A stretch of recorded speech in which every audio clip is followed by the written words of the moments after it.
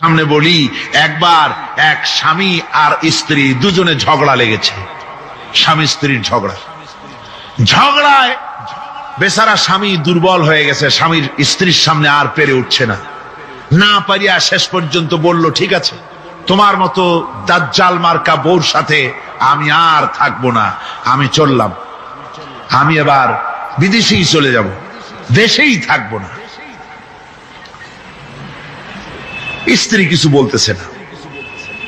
স্বামী দেখে যে সন্ধ্যা পর্যন্ত স্ত্রী তাকে সাধেও না, মহা সমস্যা। বলেও বেচারা মুসিবতে পড়েছে, প্রেস্টিজ কনসার্ন হয়েছে, ইজ্জতের ব্যাপার। শেষ পর্যন্ত জায়নামাজ বালিশ টালিশ পেছাইয়া বিদেশের উদ্দেশ্যে নিজেকে তৈরি করে বারান্দায় নেমে বলল যে মাগরিবের রক্ত যখন হয়েই গেল, মাগরিবটা পড়ে নেই। মাগরিব পড়েছে, দোয়া তাসবিহ ইত্যাদি পড়ছে, দেখেনি স্ত্রীর পক্ষ থেকে কোনো কি দাওয়াত আসে যে আপনার যাইয়া কাম নাই। তো স্ত্রী বেচারিও বুঝে ফেলেছে তার স্বামীর দৌরত্ব কত দূর, সেই জন্য সেও আর কিছু ক্ষয় হয় না। এশা রক্ত যখন হয়ে গেছে তখন বিড়বিড় করে স্বামী বেচারা বলছে, মানুষ নাকাউয়ার জাত, সন্ধ্যার আগে ছিলাম কোথায় আর এখন আসলাম কোথায়। বউ ঘরে বসে কয় যে বুঝছি, আর যাওয়া লাগবে না বিদেশে। ঘরের থেকে বারান্দায় নামি তুমি বলো মানুষ না কাউয়ের জাত, সন্ধ্যায় ছিলা কোথায়, এখন নামছো কোথায়। তোমার আর বিদেশে যায় কাম নাই, তুমি ঘরে এসে মশারির মধ্যে ঢোকো। বুঝলেন? তো পৃথিবী থেকে মাত্র 2,32,000 মাইল দূরে চাঁদ, সেই চাঁদে অবতরণ করে বলছে মোহাম্মদ সাল্লাল্লাহু আলাইহি ওয়াসাল্লাম কি চাঁদে গেছে? আরে বেকুব, 2,32,000 মাইল দূরের চাঁদ নয়, 9,30,00,000 মাইল দূরের সূর্য নয়, কোটি কোটি সহস্র কোটি মাইল দূরের গ্যালাক্সি নয়, মিল্কি ওয়ে নয়, সমস্ত তারকারাজি গ্রহ পুঞ্জ সব কিছুকে পেরিয়ে গিয়ে 7 আকাশ ফুড়ে মুহাম্মদ সাল্লাল্লাহু আলাইহি সাল্লাম আরশে আজিম ভ্রমণ করেছেন, যা পৃথিবীর কোন বিজ্ঞানের পক্ষে সম্ভব নয়। সুতরাং মুহাম্মদ সাল্লাল্লাহু আলাইহি সাল্লাম সর্বকালের সর্বযুগের সব ব্যাপারে শ্রেষ্ঠ মহান ব্যক্তিত্ব। এরপরে আল্লাহ রাব্বুল আলামিন বলছেন, وَخَلَقْنَاكُمْ أَزْوَاجًا, আমি তোমাদের নারী এবং পুরুষের জোড়া পয়দা করেছি। অর্থাৎ এই পৃথিবীতে আল্লাহ রাব্বুল আলামিন মানুষের একটি সেক্স পয়দা করেন নাই, দুটি প্রকার করেছেন, একটি হচ্ছে নারী আর একটি পুরুষ। এই নারী আর পুরুষ আল্লাহ পাকের এটি একটি বিরাট কুদরত। এই নারী এবং পুরুষ সৃষ্টি করে পরস্পরের প্রতি আল্লাহ আকর্ষণ সৃষ্টি করেছেন। দুজনের একের প্রতি অপরের আকর্ষণ আল্লাহ পাক নিজেই সৃষ্টি করে দিয়েছেন। ওয়ামিন আয়াতিহি আন খালাকা লাকুম মিন আনফুসিকুম আজওয়াজান লিতাসকুনু ইলাইহা ওয়াজআলা বাইনাকুম মাওয়াদ্দাতাও ওয়া রাহমা। আমার অনেক নিদর্শনাবলীর মধ্যে এটিও একটি নিদর্শন যে আমি তোমাদের থেকে তোমাদের স্ত্রীদেরকে তোমাদের জোড়া পয়দা করেছি। আর কি করেছি, কেন করেছি? লিতাসকুনু ইলাইহা, যাতে করে তোমরা পরস্পরের কাছ থেকে শান্তি, প্রীতি, প্রেম, ভালোবাসা, মহব্বত লাভ করতে পারো। এটা আমার নিদর্শন একটি। কিরকম নিদর্শন? ভিন্ন পরিবেশে লালিতা পালিতা একটি মেয়ে ভিন্ন পরিবেশে লালিত পালিত একটি পুরুষের সঙ্গে যখন বিবাহ হয়ে যায়, আল্লাহ রাব্বুল আলামিন বলেন আমি তখন একের প্রতি অপরের মহব্বত আর ভালোবাসা আমি আল্লাহ তৈরি করে দেই। ওই মেয়েটি জানার কথা না, মেয়েটির বাড়ি হচ্ছে লংলা, শ্রীমঙ্গল, বিয়ে হয়েছে দিনাজপুর। দিনাজপুরের লোকেরা বোয়াল মাছ খায় না, কিন্তু এখানের লোকেরা বোয়াল মাছ খুব পছন্দ করে। কথা বুঝতে পেরেছে? এখানে কথাবার্তা একরকমের, সেখানের কথাবার্তা আর এক রকমের। এই দুইটা মিলাইয়া কিতে হয়েছে তো কিতে হয়েছে। কথা বুঝতে, এখন উপায়টা কি? অথচ এই দুই স্বামী স্ত্রীর মধ্যে আল্লাহ পাক কি মহব্বত পয়দা করে দেন, একজন আরেকজনের জন্য জীবন দিতে প্রস্তুত হয়ে যায়। সুবহানাল্লাহ পড়েন। আল্লাহ রাব্বুল আলামিন বলেন, ওয়াজআলা বাইনাকুম মাওয়াদ্দাতান, প্রথমে তো ভালোবাসা সৃষ্টি করি, প্রেম সৃষ্টি করি, বিবাহ হওয়ার পর যে ভালোবাসা হয় বিশেষ উদ্দেশ্যকে সামনে রেখে ওই ভালোবাসা হয়। এরপরে যখন বয়স বাড়তে থাকে, যখন বার্ধক্য আসে, তখন ওই ভালোবাসাটা আর থাকে না যেটা ছিল প্রথম, সেটা আমি ওয়াজআলা বাইনাকুম মাওয়াদ্দাতান ওয়া রাহমা, মাওয়াদ্দা তখন রহমতে পরিণত হয়ে যায়। প্রথমে থাকে একটা প্রেম কেন্দ্রিক ভালোবাসা, পরবর্তী সময় যখন স্বামী বুড়ো হয়ে যায় আর স্ত্রী যখন বুড়ি হয়, তখন আল্লাহ পাক বলেন আমি উভয়ের মধ্যে সহৃদয়তা করুণার সৃষ্টি করে দেই, পরস্পরের প্রতি আকর্ষণ তখন আরো বাড়িয়ে দেই। একজন আরেকজন ছাড়া চলে না, বুড়ার বুড়ি ছাড়া উপায় থাকে না। ঘরের মধ্যে ফ্রিজ আছে, কালার টিভি আছে, তারপরে সুন্দর বিছানাপত্র আছে, কোন জিনিসের অভাব নাই বুড়া। হঠাৎ করে বুড়ি একদিন মারা গেল, বুড়ায় কয় আমি গৃহশূন্য হয়ে গেছি। সব আছে, তারপরেও যে গৃহশূন্য হয়ে গেছি, তার মানে গৃহের প্রাণটাই চলে গেছে। বুড়া বয়সে সন্তান খোঁজ খবর নেয় না, সন্তানের বউ খোঁজ খবর নেয় না। বুড়ার গরম পানিটা, উজুর পানিটা, তার খাবারটা, তার পানটা, তার যা প্রয়োজন বুড়ি সব এগিয়ে নিয়ে আসে। আর বুড়াও বুড়ির জন্য তখন প্রথম জীবনের চাইতে আরো বেশি মহব্বত বাড়ে, বুড়ির দিকে খোঁজ খবর আরো বেশি করে নেয়। ঠিক কিনা কন? বুঝবেন যারা বুড়া আর বুড়ি আছেন। আল্লাহ পাক বলেন এটা আমি করি। কে বলছেন এ কথা? আল্লাহ পাক বলছেন আমি করি। এ মহব্বত আল্লাহর দান। দেখুন রাসূল করিম সাল্লাল্লাহু আলাইহি ওয়াসাল্লামের ঘরে দৌলত ছিল না, কিন্তু মহব্বত দিয়ে ঘরটা ভরা ছিল। সুবহানাল্লাহ বিহামদি। দৌলত ছিল না, মহব্বত দিয়ে ভরা ছিল। হযরত আয়েশা সিদ্দিকা রাদিয়াল্লাহু তাআলা আনহা বলেছেন, আমি গ্লাসে পানি পান করে রেখে দেওয়ার পর রাসূলুল্লাহ গ্লাসটা হাতে নিয়ে আমি যেখানে ঠোঁট লাগিয়ে পানি পান করেছি, আল্লাহ নবী ওইখানেই ঠোঁট লাগায়া পানি পান করতেন। মুহাব্বত। হযরত আয়েশা বলেন আমি গোশত খেয়ে হাড্ডি খেয়ে হাতে ধরে রেখেছি, খাবো বা রাখবো, আল্লাহ নবী তখন আমার হাতের থেকে গোশত বা হাড্ডিটা আমার হাত থেকে নিয়ে আমি গোশতের যে অংশে কামড় দিয়েছি রাসূলুল্লাহ সেখানে মুখ লাগিয়ে খেতেন।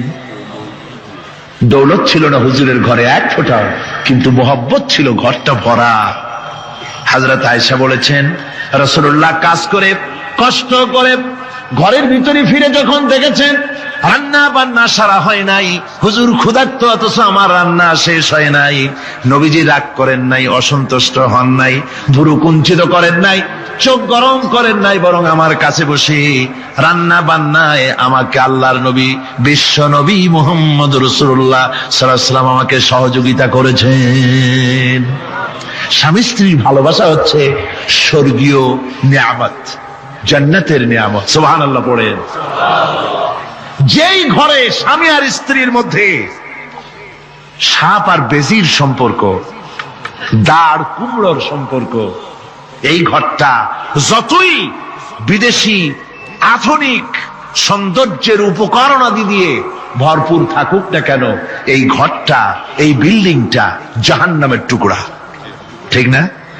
আর স্বামী স্ত্রীর যদি ভালোবাসা থাকে, তাহলে ঘরটা যদি কুড়ে ঘরও হয়, তারপরেও সে ঘরটা হচ্ছে একটা জান্নাতের টুকরা।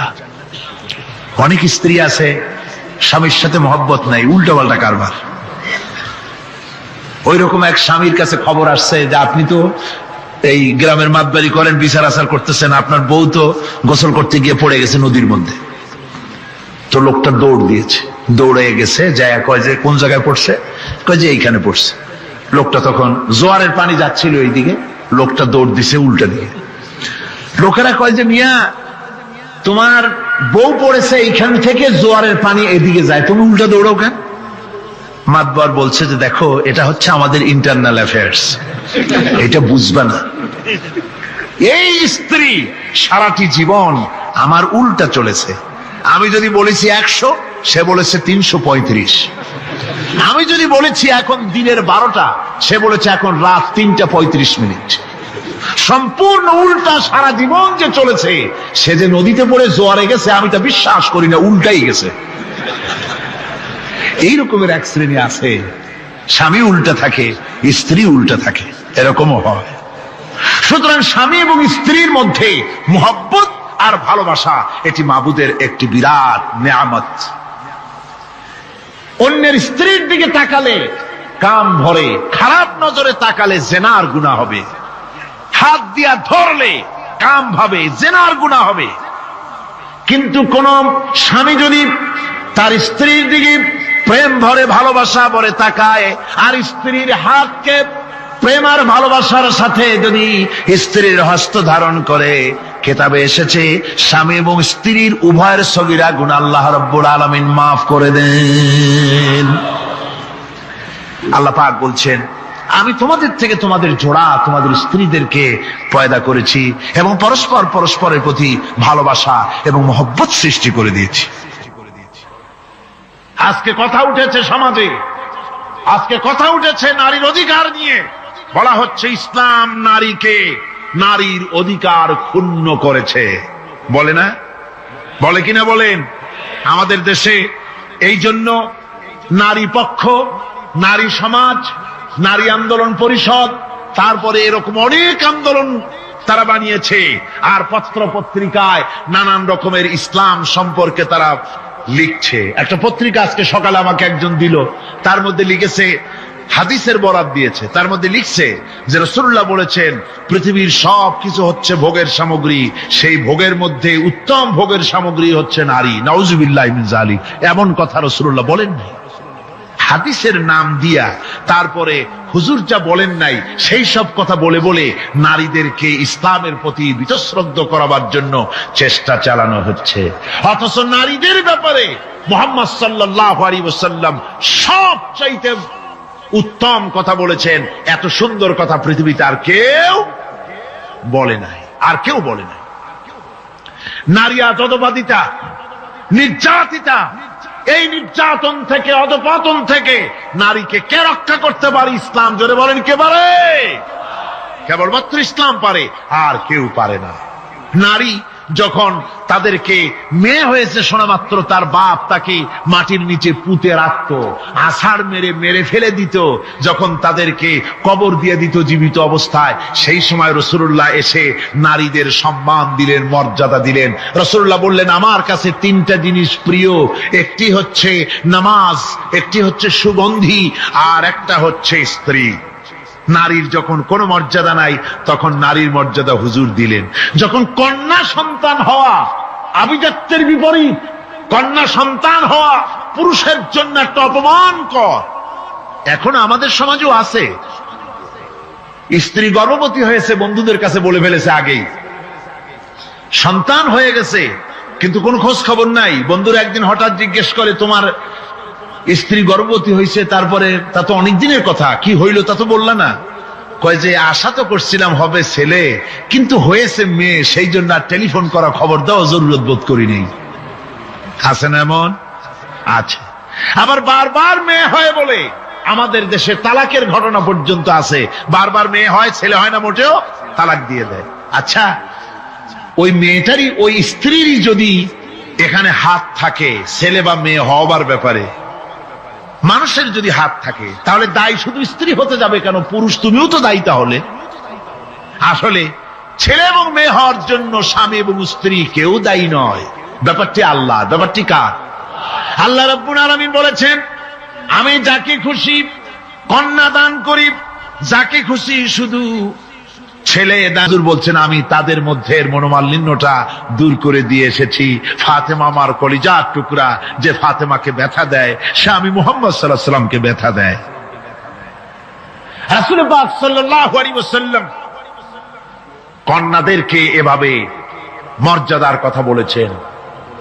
এই কন্যা আস্তে আস্তে যখন বড় হয়ে যায়, যখন বধূ হয়, বধূ হিসেবে তার মর্যাদা ইসলাম কতখানি দিয়েছে, রাসূল পাক সাল্লাল্লাহু আলাইহি ওয়াসাল্লাম কতখানি দিয়েছেন আপনারা লক্ষ্য করেন। হাদিস শরীফ পড়া নাই, জানা নাই বলে আজকে এক শ্রেণীর নারীরা তারা কমিউনিস্টদের খপ্পরে পড়ে, সমাজতন্ত্রের খপ্পরে পড়ে, নাস্তিকদের খপ্পরে পড়ে গোটা মহিলা সমাজকে চেষ্টা করতেছে ইসলাম থেকে দূরে সরাবার জন্য। ঠিক কিনা কও? হযরত আয়েশা বলেছেন, আমি যখন ঘরে কাজ করতেছি, হুজুর বাইরের থেকে এসে দেখেছেন আমার রান্না করতে দেরি আছে, খাবার দাবার এখনো রেডি হয় নাই, হুজুর ক্ষুধার্ত, কিন্তু হুজুর ভুরু কুঞ্চিত করেননি, হুজুর বিরক্ত হননি, হুজুর আমাকে গালমন্দ করেননি, আমার কাছে বসে তিনি আমার রান্নার সহযোগিতা করেছেন। সুবহানাল্লাহি ওয়া বিহামদিহি, জোরে বলেন সুবহানাল্লাহি ওয়া বিহামদিহি। ভাইরা আমার, হযরতে আয়েশা সিদ্দিকা রাদিয়াল্লাহু তাআলা আনহা বয়সে কম ছিলেন অন্যদের চাইতে। বিশ্বনবী সমস্ত রাজকার্য, রাষ্ট্রীয় কার্য, নবুয়তের দায়িত্ব পালন করে স্ত্রীর হক আদায় করতে ভুলে যাননি। আধো আধো জ্যোৎস্না প্লাবিত রাত রাসূলুল্লাহ হযরত আয়েশাকে বলছেন, চলো আমরা একটু পায়চারি করে আসি বাইরের থেকে। ঘুরতে ঘুরতে হুজুর বলছেন, দেখো তো ওই যে দূরে দেখা যায় একটা জিনিস, চলো আমরা দৌড় দেই, দেখি কে আগে ওই জায়গায় পৌঁছতে পারে। দুজনে মিলে দৌড় দিলেন। হযরত আয়েশা বললেন, আমি হুজুরকে পেছনে ফেলে দ্রুত গতিতে আমি দৌড়ে লক্ষ্যবস্তুর কাছে চলে গেলাম। হুজুর সাল্লাল্লাহু আলাইহি ওয়াসাল্লাম যখন ধীরে সুস্থে আমার কাছে এলেন, আমি বললাম, দেখছেন আপনি কিন্তু আমার সাথে দৌড়ে পারেন নাই। হযরত আয়েশা বলছেন, এর কিছু কাল পরে আবার একদিন রাসূলুল্লাহ দৌড় প্রতিযোগিতার ব্যবস্থা করলেন, দৌড় দিলাম। হযরত আয়েশা বলছেন, সেই সময়ের তুলনায় আমার শরীর কিছুটা স্থূল এবং ভারী হয়ে গেছে, আমি দৌড়াইয়া পারলাম না, আমি পেছনে পড়ে গেলাম। হুজুর আমার আগে চলে গেলেন লক্ষ্যবস্তুর কাছে। আমি হাঁপাতে হাঁপাতে যখন রাসূলের কাছে চলে গেছি, রাসূল পাক মুস্কি হেসে আমাকে বললেন, আয়েশা, ওই সেই দিনের প্রতিশোধ আজকে নিলাম। সুবহানাল্লাহি ওয়া বিহামদিহি, সেদিনের জবাব আজকে দিয়ে দিলাম। স্বামী স্ত্রীর দাম্পত্য জীবনের এই দৃশ্য কতখানি উপভোগ্য। সুবহানাল্লাহি ওয়া বিহামদিহি। এই জন্য স্বামী স্ত্রীর ভিতরে যে মুহাব্বত, এটা বেহেশতি অবদান, এটা জান্নাতের অবদান, এটা আল্লাহর নিয়ামত। এটা কি ধরে কোন? আল্লাহর নিয়ামত। এই নিয়ামত যে ঘরের মধ্যে আছে সে ঘরটা বেহেশত। সে ঘরটা কি? বেহেশত।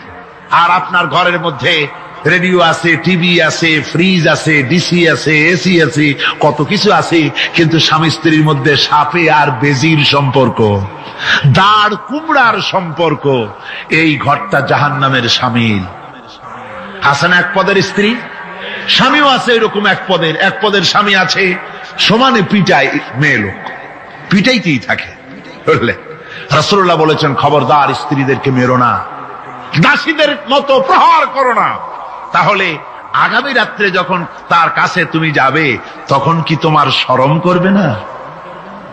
রাসূল পাক সাল্লাল্লাহু আলাইহি ওয়াসাল্লাম নারী পুরুষের সমান অধিকার দিয়েছে। ভালোবাসা এবং মহব্বত থাকতে হবে, একে অপরের উপরে বাজিমাত করার প্রতিযোগিতা থাকা উচিত নয়। স্বামী হয়েছেন বলে তিনি একেবারে নওয়াবজাদা নসরুল্লাহ খান হয়ে যাবে তা না। আবার স্ত্রী স্বামীকে গোলাম হিসাবে ব্যবহার করবে তাও না। ভালোবাসা, শ্রদ্ধা, পারস্পরিক মহব্বত হিসেবে মর্যাদা সমান রাখা হয়েছে। কিন্তু মাঝে মধ্যে দেখা যায়, কিছু অভিযোগ পাওয়া যায়, স্ত্রীরা এমনও করে স্বামীকে একেবারে গোলামদের মতোই রাখে। এই রকমের এক শ্রেণীর আছে। সমান অধিকারের চিন্তা নিয়ে স্বামী নির্যাতনের কোনো প্রশ্নই ওঠে না। রাসূলুল্লাহ আবার মর্যাদা পুরুষের এক ধাপ বাড়ায় দিয়েছেন। আল্লাহর নবী বলেছেন, এই পৃথিবীতে মানুষকে যদি আমি মানুষের সামনে সেজদা করার জন্য যদি অর্ডার করতাম, তাহলে দুনিয়ার সমস্ত নারীদেরকে অর্ডার করতাম তার স্বামীকে সেজদা করার জন্য। মর্যাদা বাড়ানো রয়েছে, কিন্তু অধিকার সমান, সমান অধিকার দেওয়া হয়েছে। ইসলাম নারীর অধিকার দিয়েছে, স্বামী স্ত্রীর মহব্বত এবং ভালোবাসা সৃষ্টি করে দিয়েছেন। এটা আল্লাহর নিয়ামত। আমার বন্ধুগণ, আজকে আমার সমাজে বলা হচ্ছে নারীদেরকে ঠকাইছে ইসলাম। বলে কি দিয়ে ঠকানো হলো? বলে ইসলাম ঠকিয়েছে একটা ছেলে সমান দুইটা মেয়ে। একটা ছেলেতে যা পাবে দুইটা মেয়েতে তাই পায়, এই জন্য মেয়েকে ঠকানো হয়েছে। একথা বলেছেন আমাদের দেশের সুপ্রিম কোর্টের একজন চিফ জাস্টিস। অবসরপ্রাপ্ত, নাম নেব না আমি। তো আমরা এটা শোনার পরে বললাম যে বাংলাদেশ পৃথিবীর দ্বিতীয় বৃহত্তম মুসলিম দেশ, এই দেশের সুপ্রিম কোর্টের চিফ জাস্টিস হয়ে কোরআন সম্পর্কে জ্ঞান এত নগণ্য, এত কম, এত পুয়ার, তার জ্ঞানের এই বহর দেখে আমাদের শুধু করুণাই হয়। কোরআনে কারীমের এক জায়গায় তিনি দেখেছেন এক ছেলে সমান 2 মেয়ে, কিন্তু মেয়েকে যে আরো অনেক জায়গা থেকে দেওয়া হয় তা কি লক্ষ্য করো নাই? ছেলে তো এক জায়গায় পিতার কাছ থেকে বোনের ডাবল পেল, বোনের তুলনায় বেশি পেল এক জায়গায়, কিন্তু বোনকে মেয়েকে অনেক জায়গা থেকে আল্লাহ দেওয়ার ব্যবস্থা করেছেন। এই মেয়ে লোকটি পিতার কাছ থেকে পাবে, স্বামীর কাছ থেকে পাবে, ছেলের কাছ থেকে পাবে, ভাইয়ের কাছ থেকে পাবে, মায়ের কাছ থেকে পাবে, 5 জায়গা থেকে পাওয়ার ব্যবস্থা আল্লাহ তাকে করে দিয়েছেন। জোরে বলেন সুবহানাল্লাহ। 5 জায়গা থেকে তার পাওয়ার ব্যবস্থা আছে। এক জায়গায় একটু ছেলেকে বেশি দিয়েছে দেখেই তার চোখ কাড়া হয়ে গেছে। আল্লাহর উপরে কমেন্ট করতেছে, নাউযুবিল্লাহি মিন যালিক। নারীকে ইসলাম সবচাইতে বেশি অধিকার দিয়ে তাকে প্রতিষ্ঠিত করেছে, সবচাইতে বেশি অধিকার তার, সব জায়গায় তাকে প্রতিষ্ঠিত করা হয়েছে। নারীদেরকে মহারণা দেওয়া ফরজ করে দেওয়া হয়েছে। নামাজ রোজা যেমন ফরজ, মহারণা দেওয়া তেমন কি? সেই মহারণা আজকাল বাঁধা হয়, বিশেষ করে রাজধানীতে, শহর সমূহে মহারণা বাঁধে। যত বেশি টাকা ততই সুনাম নাকি হয়। সেই জন্য জিজ্ঞেস করা হয়, মেয়ের বিয়েতে মহারণা কত হলো? কয় মহারণা হচ্ছে 5,73,793 টাকা 75 পয়সা। বাবা, আদায় করে না কিন্তু মোটেও, ফাঁকি দেওয়ার ব্যবস্থা সব। সোনা দিলাম এত, খাওয়াইলাম এত, বাকি সব ইদিক সিদিক। মনে রাখবেন মুসলমানেরা, মহারণা দেওয়া নামাজ রোজার মতোই অবশ্য পালনীয় একটি কর্তব্য আল্লাহ রাব্বুল আলামিন করে দিয়েছেন। কোন স্বামী যদি মহারণা ধার্য করার পর যদি আদায় না করেন, স্ত্রী যদি স্বেচ্ছায় মহারণার টাকা মাফ না করে দেয়, তাহলে কিয়ামতের দিন ওই স্বামীকে আল্লাহর দরবারে জেনাকারের কাতারে দাঁড়াতে হবে। ইল্লা সাওম, রোজা ছাড়া। নবীজি বলেছেন, রমজান মুবারকে কেউ যদি একটি নফল কাজ আদায় করে, একটি নফল ইবাদত করে, অন্য মাসের একটি ফরজ আদায় করার সওয়াব আল্লাহ পাক নামায়ে আমলে দিয়ে দিবেন। রমজান মুবারকে কেউ যদি একটি ফরজ আদায় করে, অন্য মাসের 70টি ফরজ আদায় করার মতো সওয়াব আমলনামায় আল্লাহ দিয়ে দিবেন। সুবহানাল্লাহ। এই মাস আমাদের সামনে। আল্লাহু আকবার বলি, আল্লাহু আকবার বলি, আলহামদুলিল্লাহ। এই পবিত্র মাস আমাদের সামনে। এই মাসে এত সব নফল হয় ফরজের মতো, আর ফরজ হয় 70টা ফরজের মতো। এত সব কেন হইল? আমরা না খেয়ে থাকি সেই জন্য নাকি? বলতে পারেন কেন হলো? একটি কারণ, শাহরু রমাদান আল্লাযী উনজিলা ফীহিল কুরআন। সুবহানাল্লাহ বলবেন না? এই রমজান মাস হচ্ছে সেই মাস যে মাসে আল্লাহ রাব্বুল আলামিন কোরআনে কারীমকে নাজিল করেছেন। এই মাসের মধ্যে একটি রাত আছে, খায়রুম মিন আলফি শাহর, যে রাতটি 1000 মাসের চাইতে বেশি গুরুত্বপূর্ণ আল্লাহর কাছে। সুবহানাল্লাহ। একটি রাত 1000 মাসের চাইতে গুরুত্বপূর্ণ। 1000 মাস ক্যালকুলেটর দিয়ে হিসাব করলে দেখা যায় যে 1000 মাসে 83 বছর 4 মাস হয়। তাহলে তার অর্থ কি এই যে একটানা 83 বছর 4 মাস ইবাদত করলে যে সওয়াব হবে, এই রাত্রে ইবাদত করলে সেই সওয়াব হবে? হতে পারে, এরকম হতে পারে, কিন্তু ব্যাখ্যাটা কি? ব্যাখ্যাটা হচ্ছে, আরবিতে আলফুন শব্দ দিয়ে 1000 বোঝানো হয় না। আরবিতে যখন আলফুন বলা হয় তাহলে বোঝা যায় সংখ্যাধিক্য, বিপুল সংখ্যা, হাজার হাজার হাজার হাজার, থাউজেন্ডস এন্ড থাউজেন্ডস। এইটাকে বোঝানোর জন্য আরবিতে ব্যবহার করা হয় আলফুন, হাজার হাজার। তাহলে আল্লাহ কি বুঝাতে চাচ্ছেন? আল্লাহ রাব্বুল আলামিন তিনি আয়াত দ্বারা বুঝাতে চান, এর ব্যাখ্যা হচ্ছে এই পৃথিবীর মানবতার কল্যাণের জন্য, এই পৃথিবীর মানুষের ভালাইয়ের জন্য, মঙ্গলের জন্য হাজার হাজার মাস ধরে এই পৃথিবীর মানুষের যে কল্যাণ হয় নাই, এই রমজান মোবারকে একটা রাত আছে যেই রাতে আল্লাহ রাব্বুল আলামিন মানবতার সেই কল্যাণ করেছেন। সেই কল্যাণ কি দিয়ে করেছেন? শাহরুর রমাদান আল্লাযী উনজিলা ফীহিল কোরআন, কোরআন নাযিল করে পৃথিবীর মানুষকে সেই কল্যাণ আল্লাহ দিয়েছেন। সুবহানাল্লাহ। প্রতি রমজান মোবারকে হযরতে জিবরাইল আসতেন, হুজুরকে বলতেন, হুজুর আপনি তেলাওয়াত করেন, আমি শুনি, যতটুক নাজিল হয়েছে পড়েন। হুজুর পড়তেন, জিবরাইল শুনতেন, আবার জিবরাইল পড়তেন, হুজুর শুনতেন। এমনি করে করে যে বছর হুজুর ইন্তেকাল করবেন, হুজুরের জীবনের শেষ রমজান মোবারকে কোরআন নাজিল পরিপূর্ণ হয়ে গেছে। হযরতে জিবরাইল বলেন, হুজুর কোরআন তো নাজিল তামাম হয়ে গিয়েছে, এবার আপনি পুরা কোরআন পড়ে আমারে শোনান। হযরতে রাসূল পুরাটা পড়ে 30 পারা পড়ে শোনায় দিলেন, জিবরাইল শুনলেন। এবার জিবরাইল বলেন, হুজুর আমি তেলাওয়াত করতেছি, আপনি শুনেন। হযরতে জিবরাইল 30 পারা পড়লেন, হুজুর শুনলেন।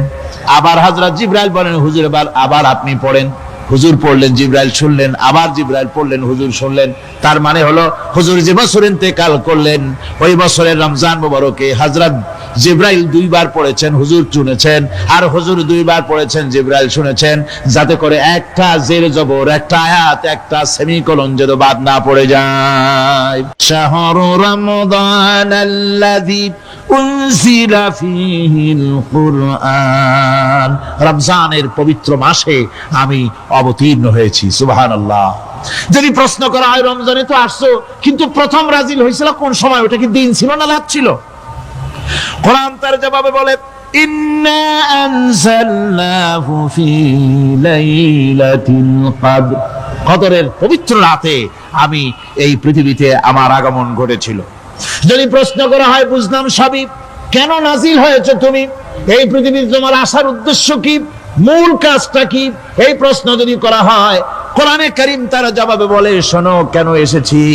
লিতুখরিজান নাসা মিনাজ যুলুমাতি ইলান নূর, আমার মিশন হচ্ছে গোটা বিশ্ব মানবতাকে পুঞ্জীভূত জমাট বাঁধা অন্ধকারের ভেতর থেকে টেনে বের করে আলোর সন্ধান দিতে, আলোর দিকে আনার জন্য আমি কোরআন নাজিল হয়েছি। আল্লাহ পাক আমাদের জন্য একটি পবিত্র মাস আমাদেরকে দিচ্ছেন, দান করেছেন, যে মাসটির নাম হচ্ছে রমাদান। রমাদান হচ্ছে রামদুন, রা মিম দত, রাম ধাতু থেকে উৎপত্তি, এর অর্থ হচ্ছে জ্বালানো, পুড়িয়ে দেওয়া, ভস্ম করে দেওয়া। রমাদান, রমজান মুবারকে যারা নাকি সিয়াম সাধনা করে, আত্মত্যাগ করে, অর্থাৎ তিতিক্ষা, ত্যাগ এবং তিতিক্ষা করে, রমজান মুবারকে আল্লাহ পাক যেভাবে রোজা চান ওইভাবে যারা রোজা রাখে, তাদের সমস্ত গুনাহ সমূহকে আগুন যেমন আবর্জনাকে জ্বালিয়ে দেয়, রোজা যদি সঠিকভাবে কারো হয় তাহলে তার গুনাহগুলিকে এইভাবে জ্বালিয়ে ভস্ম করে দেয়। সুবহানাল্লাহ ওয়া বিহামদিহি। এই রমাদান আমাদের সামনে। আমি আমার আলোচনার শুরুতে আমি আপনাদের খেদমতে আরজ করতে চাই যে মাসটির মধ্যে আমরা প্রবেশ করতে যাচ্ছি, দুটি জিনিস আমাদের সামনে এখন। একটি হচ্ছে আমরা মাহে রমজানকে ইস্তেকবাল করতে যাচ্ছি, মাহে রমজান আমাদের সামনে। দোয়া করে নেই যে আল্লাহ পাক এই পবিত্র রমজানের সম্মান করার মতো তৌফিক আমাদেরকে দান করো, আর যেভাবে রোজা রাখলে পরে তুমি খুশি হও সেইভাবে আমাদেরকে রোজা রাখার তৌফিক দান করো, বলি আমিন। এটি হচ্ছে সর্বশ্রেষ্ঠ মাস আল্লাহ পাক মুসলমানদের জন্য দান করেছেন। আবারও বলি আলহামদুলিল্লাহ। কোরআন শরীফের মধ্যে আল্লাহ সমস্ত ইবাদতের কথা বলেছেন, কিন্তু ডিটেইলস আলোচনা করেন নাই। হজ করতে হবে, কিন্তু ওকুফে আরাফা করতে হবে, রমিয়ে হিজার করতে হবে, রমিয়ে জিবার করতে হবে, তারপরে 7 বার তাওয়াফ করতে হবে, সাফা মারওয়া সাই করতে হবে। এগুলি কিন্তু কোরআন শরীফে আসে নাই, ডিটেইলস আসে নাই। নামাজ পড়তে হবে, কিন্তু জোহরে কয় রাকাত, আসরে কয় রাকাত, মাগরিবে কয় রাকাত, এই রাকাতগুলি কিভাবে বিন্যস্ত করতে হবে কোরআন শরীফে তা আসে নাই, বর্ণনা করা হয়নি। যাকাত দিতে হবে, কিন্তু কত টাকা হলে কত টাকা দিতে হবে, কত মন ধান হলে কতটুকু দিতে হবে, কত ছাগল হলে, কত গরু হলে, কত পরিমাণ সোনা হলে, কত পরিমাণ রৌপ্য মজুদ থাকলে যাকাত দিতে হবে, এর বিস্তারিত বিবরণ কোরআন শরীফে আসে নাই। চিন্তা হতে পারে যে তাহলে এগুলো আমরা পাইলাম কই? আমরা পেয়েছি কোরআনের ব্যাখ্যা হচ্ছে রাসূল করিম সাল্লাল্লাহু আলাইহি ওয়াসাল্লাম। হুজুর এটাকে আমাদেরকে বলে দিয়েছেন, তিনি সারে ছিলেন, শরীয়ত প্রণেতা ছিলেন। তো সমস্ত ইবাদতকে আল্লাহ পাক সংক্ষেপে সংক্ষেপে তিনি আউটলাইন অথবা গাইডলাইন তিনি দিয়েছেন আল্লাহ পাক। রমজান মুবারক হচ্ছে একমাত্র ইবাদত যে রমজান সম্পর্কে আল্লাহ পাক ডিটেইলস পূর্ণ একটি রুকু আল্লাহ পাক আলোচনা করেছেন। সুবহানাল্লাহ। রোজা শুরু করবেন কোনখান থেকে, শেষ করবেন কোথায় গিয়ে, সফরে প্লেনে যখন চলবেন তখন আপনার রোজার অবস্থা কি হবে, যদি দেশে যান তখন কি হবে, অসুস্থ হলে কি হবে, কিভাবে রোজা রাখবেন, কিভাবে রোজা ভাঙবেন, তারপরে কখন শুরু হবে, কখন কি হবে ইত্যাদি বিস্তারিত বিবরণ। রোজার মতো করে এত অন্য কোন ইবাদতের ব্যাপারে আল্লাহ এতটা বলেন নাই যতটা বলেছেন রোজার ব্যাপারে। তাহলে নিশ্চয়ই বুঝতে পারছেন রোজাটা অত্যন্ত গুরুত্বপূর্ণ ইবাদত। সবটাই গুরুত্বপূর্ণ, কিন্তু রোজাটা আল্লাহর কাছে বেশি গুরুত্বপূর্ণ। সুবহানাল্লাহ। আচ্ছা, বেশি গুরুত্বপূর্ণ কেন সে কথা কি বলবো? অবশ্যই বলবো। বেশি গুরুত্ব এই কারণে, আল্লাহ পাক বলেছেন, এটা হচ্ছে হাদিসে কুদসি। আল্লাহ পাক বলেছেন, আস-সাওমু লি ওয়া আনা আজজি বিহি। অন্য রিওয়ায়াতে এসেছে ওয়া আনা উজজা বিহি। আস-সাওমু লি, রোজা হলো আমার জন্য। কে বলতেছেন বলুন তো? আল্লাহ পাক বলছেন রোজা হচ্ছে আমার জন্য, রোজার পুরস্কার আমি দেব। অন্য বর্ণনায় এসেছে রোজা আমার জন্য আর রোজাদারের পুরস্কার আমি আল্লাহ নিজেই পুরস্কার। সুবহানাল্লাহ, সুবহানাল্লাহ। তাহলে প্রশ্ন আসে, আল্লাহ পাক বলছেন রোজা আমার জন্য, আস-সাওমু লি। আল্লাহ তো একথা কোথাও বলেন না আজ-যাকাতু লি, আস-সালাতু লি, আল-হাজ্জু লি। রোজা আমার কি বলে, যাকাত আমার জন্য, হজ আমার জন্য, নামাজ আমার জন্য, একথা কিন্তু আল্লাহ বলেন নাই। অবশ্যই আমরা যাকাত হোক, নামাজ হোক, হজ হোক কার জন্য করি? আল্লাহর জন্য করি। রমজানের ব্যাপারে আল্লাহ খাস করেছেন যে আস-সাওমু লি, রোজা আমার জন্য। এই কথাটার অর্থ কি, তাৎপর্য কি, ব্যাখ্যা কি, সিগনিফিকেন্স কি? এর সিগনিফিকেন্স হচ্ছে এই যে প্রত্যেকটা ইবাদতের দুটি ধরন আছে। কয়টা ধরন বলুন তো? দুটি ধরন। একটি ধরন হচ্ছে বাহ্যিক আর একটা হচ্ছে আভ্যন্তরীণ। প্রত্যেকটা ইবাদতের দুটি দিক আছে, একটা মানুষকে দেখানো আর একটা ভেতরের। যেমন নামাজ, একটি লোক নামাজ পড়ে না, কিন্তু এমন একটা সমাবেশের মধ্যে পড়ে গেছে সবাই নামাজ পড়ে। এখন আমি যদি নামাজ না পড়ি তাহলে লোকে বলবে কি? তখন উযু আছে কি না আছে দাঁড়াই গেল আল্লাহু আকবার। তাহলে দেখা গেল নামাজ আল্লাহর জন্য পড়ে, আবার মানুষের জন্য দেখাবার জন্য করে। যাকাত এটা দেয় মানুষে, তার নিয়তটাকে আল্লাহ পাক ভালো জানেন। কিন্তু কিছু লোক তেমন আছে যাকাতের নামে লুঙ্গি, আমাদের দেশে আছে, এখানে কি করে আমি জানি না, লুঙ্গি শাড়ি কিনে তারপরে বাড়িতে সব জমা করে এরপরে গরিবদের দাওয়াত দেয় এবং সকলকে দেখায় এভাবে লুঙ্গি দিল, শাড়ি দিল, লোকেরা দেখলো যে যাকাত দিল, খুব যাকাত দিয়েছে। কোরবানির ব্যাপারে এভাবে বিরাট একটা গরু কিনলো, কিনে মানুষকে দেখাইলো। চট্টগ্রামে আছে সবচেয়ে বড় দামের গরু একটা কিনে গরুর গলায় মালা একটা পরাইয়া তারপরে শহর ঘুরায়। এখন অবশ্য এটা কমে গেছে আগের থেকে অনেক। মানুষ দেখুক যে অমুকে এই গরুটা কোরবানি করেছে। এটা কি কোরবানির জন্য হলো না মানুষকে দেখাবার জন্য হলো? হজ, টাকা আছে, লোকেরা বলবো কি যে এত টাকার মালিক তাও হজে যায় না, সুতরাং যাই একটু হজ করে আসি। তাহলে হজ করা গেল, আবার মানুষকে দেখাবার জন্য করলো। দুটি জিনিস আছে। কিন্তু একমাত্র রোজা যদি কেউ রাখে মানুষকে দেখাবার জন্য, সকাল থেকে শুরু করে সন্ধ্যা পর্যন্ত না খাইয়া কোনো পাগলও থাকবে না। বলেন আপনারা ঠিক কিনা? সে তো মানুষকে দেখাবার জন্য দাঁত পরিষ্কার করে নিল আর দুপুরে ভাত খাই নিল, বউতেও টের পাইলো না। পারবে কিনা? পারবে। টয়লেটে গিয়ে খাই নিল ভালো করে, কোন একটা আড়াল জায়গা নিয়ে খেয়ে গেল, বাচ্চাও দেখলো না, বউতেও দেখলো না, খেয়ে নিল। তাহলে সে তো রোজা রাখলো না। আল্লাহ পাক বলছেন আস-সাওমু লি, রোজা হচ্ছে আমার জন্য। যে রোজা রাখে আমার জন্যই রাখে, মানুষকে দেখাবার জন্য সারাদিন না খায় থাকার কোনো প্রশ্নই ওঠে না। সুবহানাল্লাহ। সুতরাং রোজা যে রাখলো সে আমার জন্যই রাখলো। ওয়া আনা আজজি বিহি, রোজার পুরস্কার আমি আমার হাত দিয়ে দেব। সুবহানাল্লাহ, আমার হাত দিয়ে দেব। ম্যানেজার যদি বলে এই কাজগুলি করলে পরে বেতন, নির্ধারিত বেতন পাবা, আর এইটা যদি করো তাহলে বেতনটা আমি দেবো আমার হাত দিয়া, তাহলে এমপ্লয় যারা তারা বুঝতেই পারবে যে মালিক যখন নিজেই দেবে তাহলে ম্যানেজারের মতো দেবে না, মালিক মালিকের মতোই বড় করে দেবে। আল্লাহ পাক ফেরেশতাদের কাছে এটা রাখেন নাই, সব নেকি তোমরা লেখো গিয়া, আর রোজার সওয়াব আমার হাত দিয়ে আমি দেব। সুবহানাল্লাহ। এরপরে আল্লাহ পাক বলছেন অন্য রিওয়ায়াতে এসেছে রোজা আমার জন্য, আর রোজাদারের পুরস্কার আর কিচ্ছু না। রোজাদারের পুরস্কার আমি আল্লাহ নিজেই পুরস্কার হয়ে যাব। সুবহানাল্লাহ। হাদিস শরীফে এসেছে রোজা রাখলে পরে ক্ষুধার কারণে, খালি পেটে থাকার কারণে টক্সিন জাতীয় এক প্রকারের গ্যাস তৈরি হয় পেটের ভেতরে, স্টমাকের মধ্যে, ফলে মুখে এক রকমের দুর্গন্ধের সৃষ্টি হয়। নবীজি বলেছেন রোজাদারের মুখের থেকে যে গন্ধ বের হয়, আল্লাহ পাকের কাছে রোজাদারের মুখের গন্ধ মিস্ক আম্বারের চাইতে বেশি পবিত্র। আপনার মুখের গন্ধটাও আল্লাহর কাছে পবিত্র। রোজাদারের জন্য, রোজাদারদের জন্য জান্নাতের একটি দরওয়াজা খাস করে রাখা হয়েছে, যার নাম রায়্যান। এই দরওয়াজা রোজাদারদের জন্য, কেবলমাত্র রোজাদারেরা সেখান থেকে প্রবেশ করবে, আর কেউ প্রবেশ করতে পারবে না। এই রোজাদারদের সম্পর্কে আল্লাহ পাক বলেছেন, হাদিস শরীফে এসেছে, বুখারী শরীফের হাদিস, রাসূল করিম সাল্লাল্লাহু আলাইহি ওয়াসাল্লাম বলেছেন লিসায়েমে ফারহাতান, ফারহাতুন ইনদা ফিতরিহি ওয়া ফারহাতুন ইনদা লিকাই রাব্বিহি। রোজাদারের জন্য দুইটা খুশি। কয়টা খুশি বলুন তো? কে বলছেন? আল্লাহ রাসূল বলছেন রোজাদারের জন্য দুইটা খুশি। লিসাইমে ফারহাতান, দুটি খুশি। ফারহাতুন ইনদা ফিতরিহি, একটা খুশি হচ্ছে ইফতারের সময়।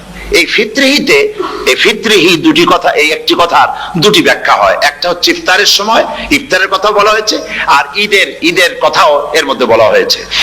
ইফতারের সময় হলো একটা খুশি, আর একটা খুশি হচ্ছে ইনদা লিকাই রাব্বিহি, যখন রোজাদারের সঙ্গে আল্লাহ পাক দেখা করবেন তখন হবে আরেকটা খুশি। তার মানে হচ্ছে রোজাদারদের সঙ্গে স্পেশাল আল্লাহ রাব্বুল আলামিন সাক্ষাৎকারের ব্যবস্থা করবেন। সুবহানাল্লাহ। তাহলে দুটি জিনিস হলো, একটা হলো ইফতারের জন্য দুটা, রোজাদারের জন্য দুটা খুশি, একটা হলো ইফতারের সময়, আর একটা হচ্ছে আল্লাহর সঙ্গে যখন দেখা করবে। তো ইফতারের যে খুশিটা, এই খুশি রোজাদার ছাড়া কেউ বুঝবে না। ইফতার সারাদিন রোজা রাখার পর সামনে পেঁয়াজি, বেগুনি, সালাদ, তরমুজ, মিষ্টি, তারপরে আম্বালা সুইট মিটের নানান রকমের মিষ্টি, এরপরে মুড়ি, কত কিছু সব সামনে নিয়ে বসে আছে। দেখছেন অবস্থা? সমস্ত কিছু সামনে বসা, ঘড়ির দিকে তাকানো। আপনি যদি 5 মিনিট আগে খান, ফেরেশতা এসে মুখের উপর থাপ্পড় মারবে, বেটা খাইলি কেন? বলবে কেউ? বলবে না। কোন ফেরেশতা লাঠি নিয়ে দাঁড়ায় আছে? দাঁড়ায় নাই, কিন্তু আপনি খাচ্ছেন না কেন? সুবহানাল্লাহ। সুবহানাল্লাহ বলবেন না? অন্তত 1500 বছর আগে আল্লাহ রাব্বুল আলামিন নির্দেশ করে রেখেছেন, সূর্য সাদা হওয়া থেকে, পূর্ব দিগন্ত সাদা হওয়া থেকে শুরু করে পশ্চিম দিগন্তে যখন কালো হয়ে কালো রেখা দেখা দেবে, যখন মাগরিব হয়ে যাবে, সূর্যাস্ত যাবে, ততক্ষণ পানাহার আর স্ত্রী সম্ভোগ থেকে বিরত থাকো। 1500 বছর আগের আল্লাহ রাব্বুল আলামিনের এই নোটিশ কিভাবে কার্যকরী হচ্ছে উম্মতের মধ্যে, মুসলমানদের ভেতরে। খাবার সামনে আসে, পিপাসা লেগেছে, এখন তো পিপাসা লাগে না, খুব ঠান্ডার সময়, এখন রোজা রাখতে খুব মজা হবে, তাই না? খুব মজার রোজা। কিন্তু এই রোজা যখন জুন মাস আর জুলাই মাসে আসবে, তখন টের পায় মানুষ রোজা কাকে বলে। প্রচন্ড পিপাসা, সামনে সব খাবার পড়ে আছে, একটা খাবারের দিকে রোজাদারের হাত যায় না, ঘড়ির দিকে তাকায় আর চুপ করে বসে বসে আল্লাহর জিকির করতে থাকে। আল্লাহ কয় ফেরেশতারা, দেখ এই বান্দা বানাইতে নিষেধ করছিলি। সুবহানাল্লাহ। আল্লাহ খুশি হয়ে যান। রোজাদার অপেক্ষা করতে থাকে, ঠিক যখন কাটায় সময়টা এসে গেছে, তখন আল্লাহর নাম করে খুরমা দিয়ে, পানি দিয়ে ইফতার শুরু করে দিল। আল্লাহ পাক খুশি হয়ে গেলেন। এই যে ইফতার, সারাদিন রোজা রাখা ইফতার করায় যে মজা, রোজা রাখলো না এরকম লোকেরাও কিন্তু ইফতার করে না? পুরান ঢাকায় আছে, ঢাকার তো কয়েকটা এলাকা আছে, পুরান ঢাকার লোকেরা নাকি বলে যে, যারা রোজা রাখে না তারা বলে যে রোজা না রাখে একরকম পাপ করছি, আর ইফতার না করিয়া কবিরা গুনাহ করবো নাকি, ইফতার তো করাই লাগবে। তো খুব মজা করে ইফতার করে তারা।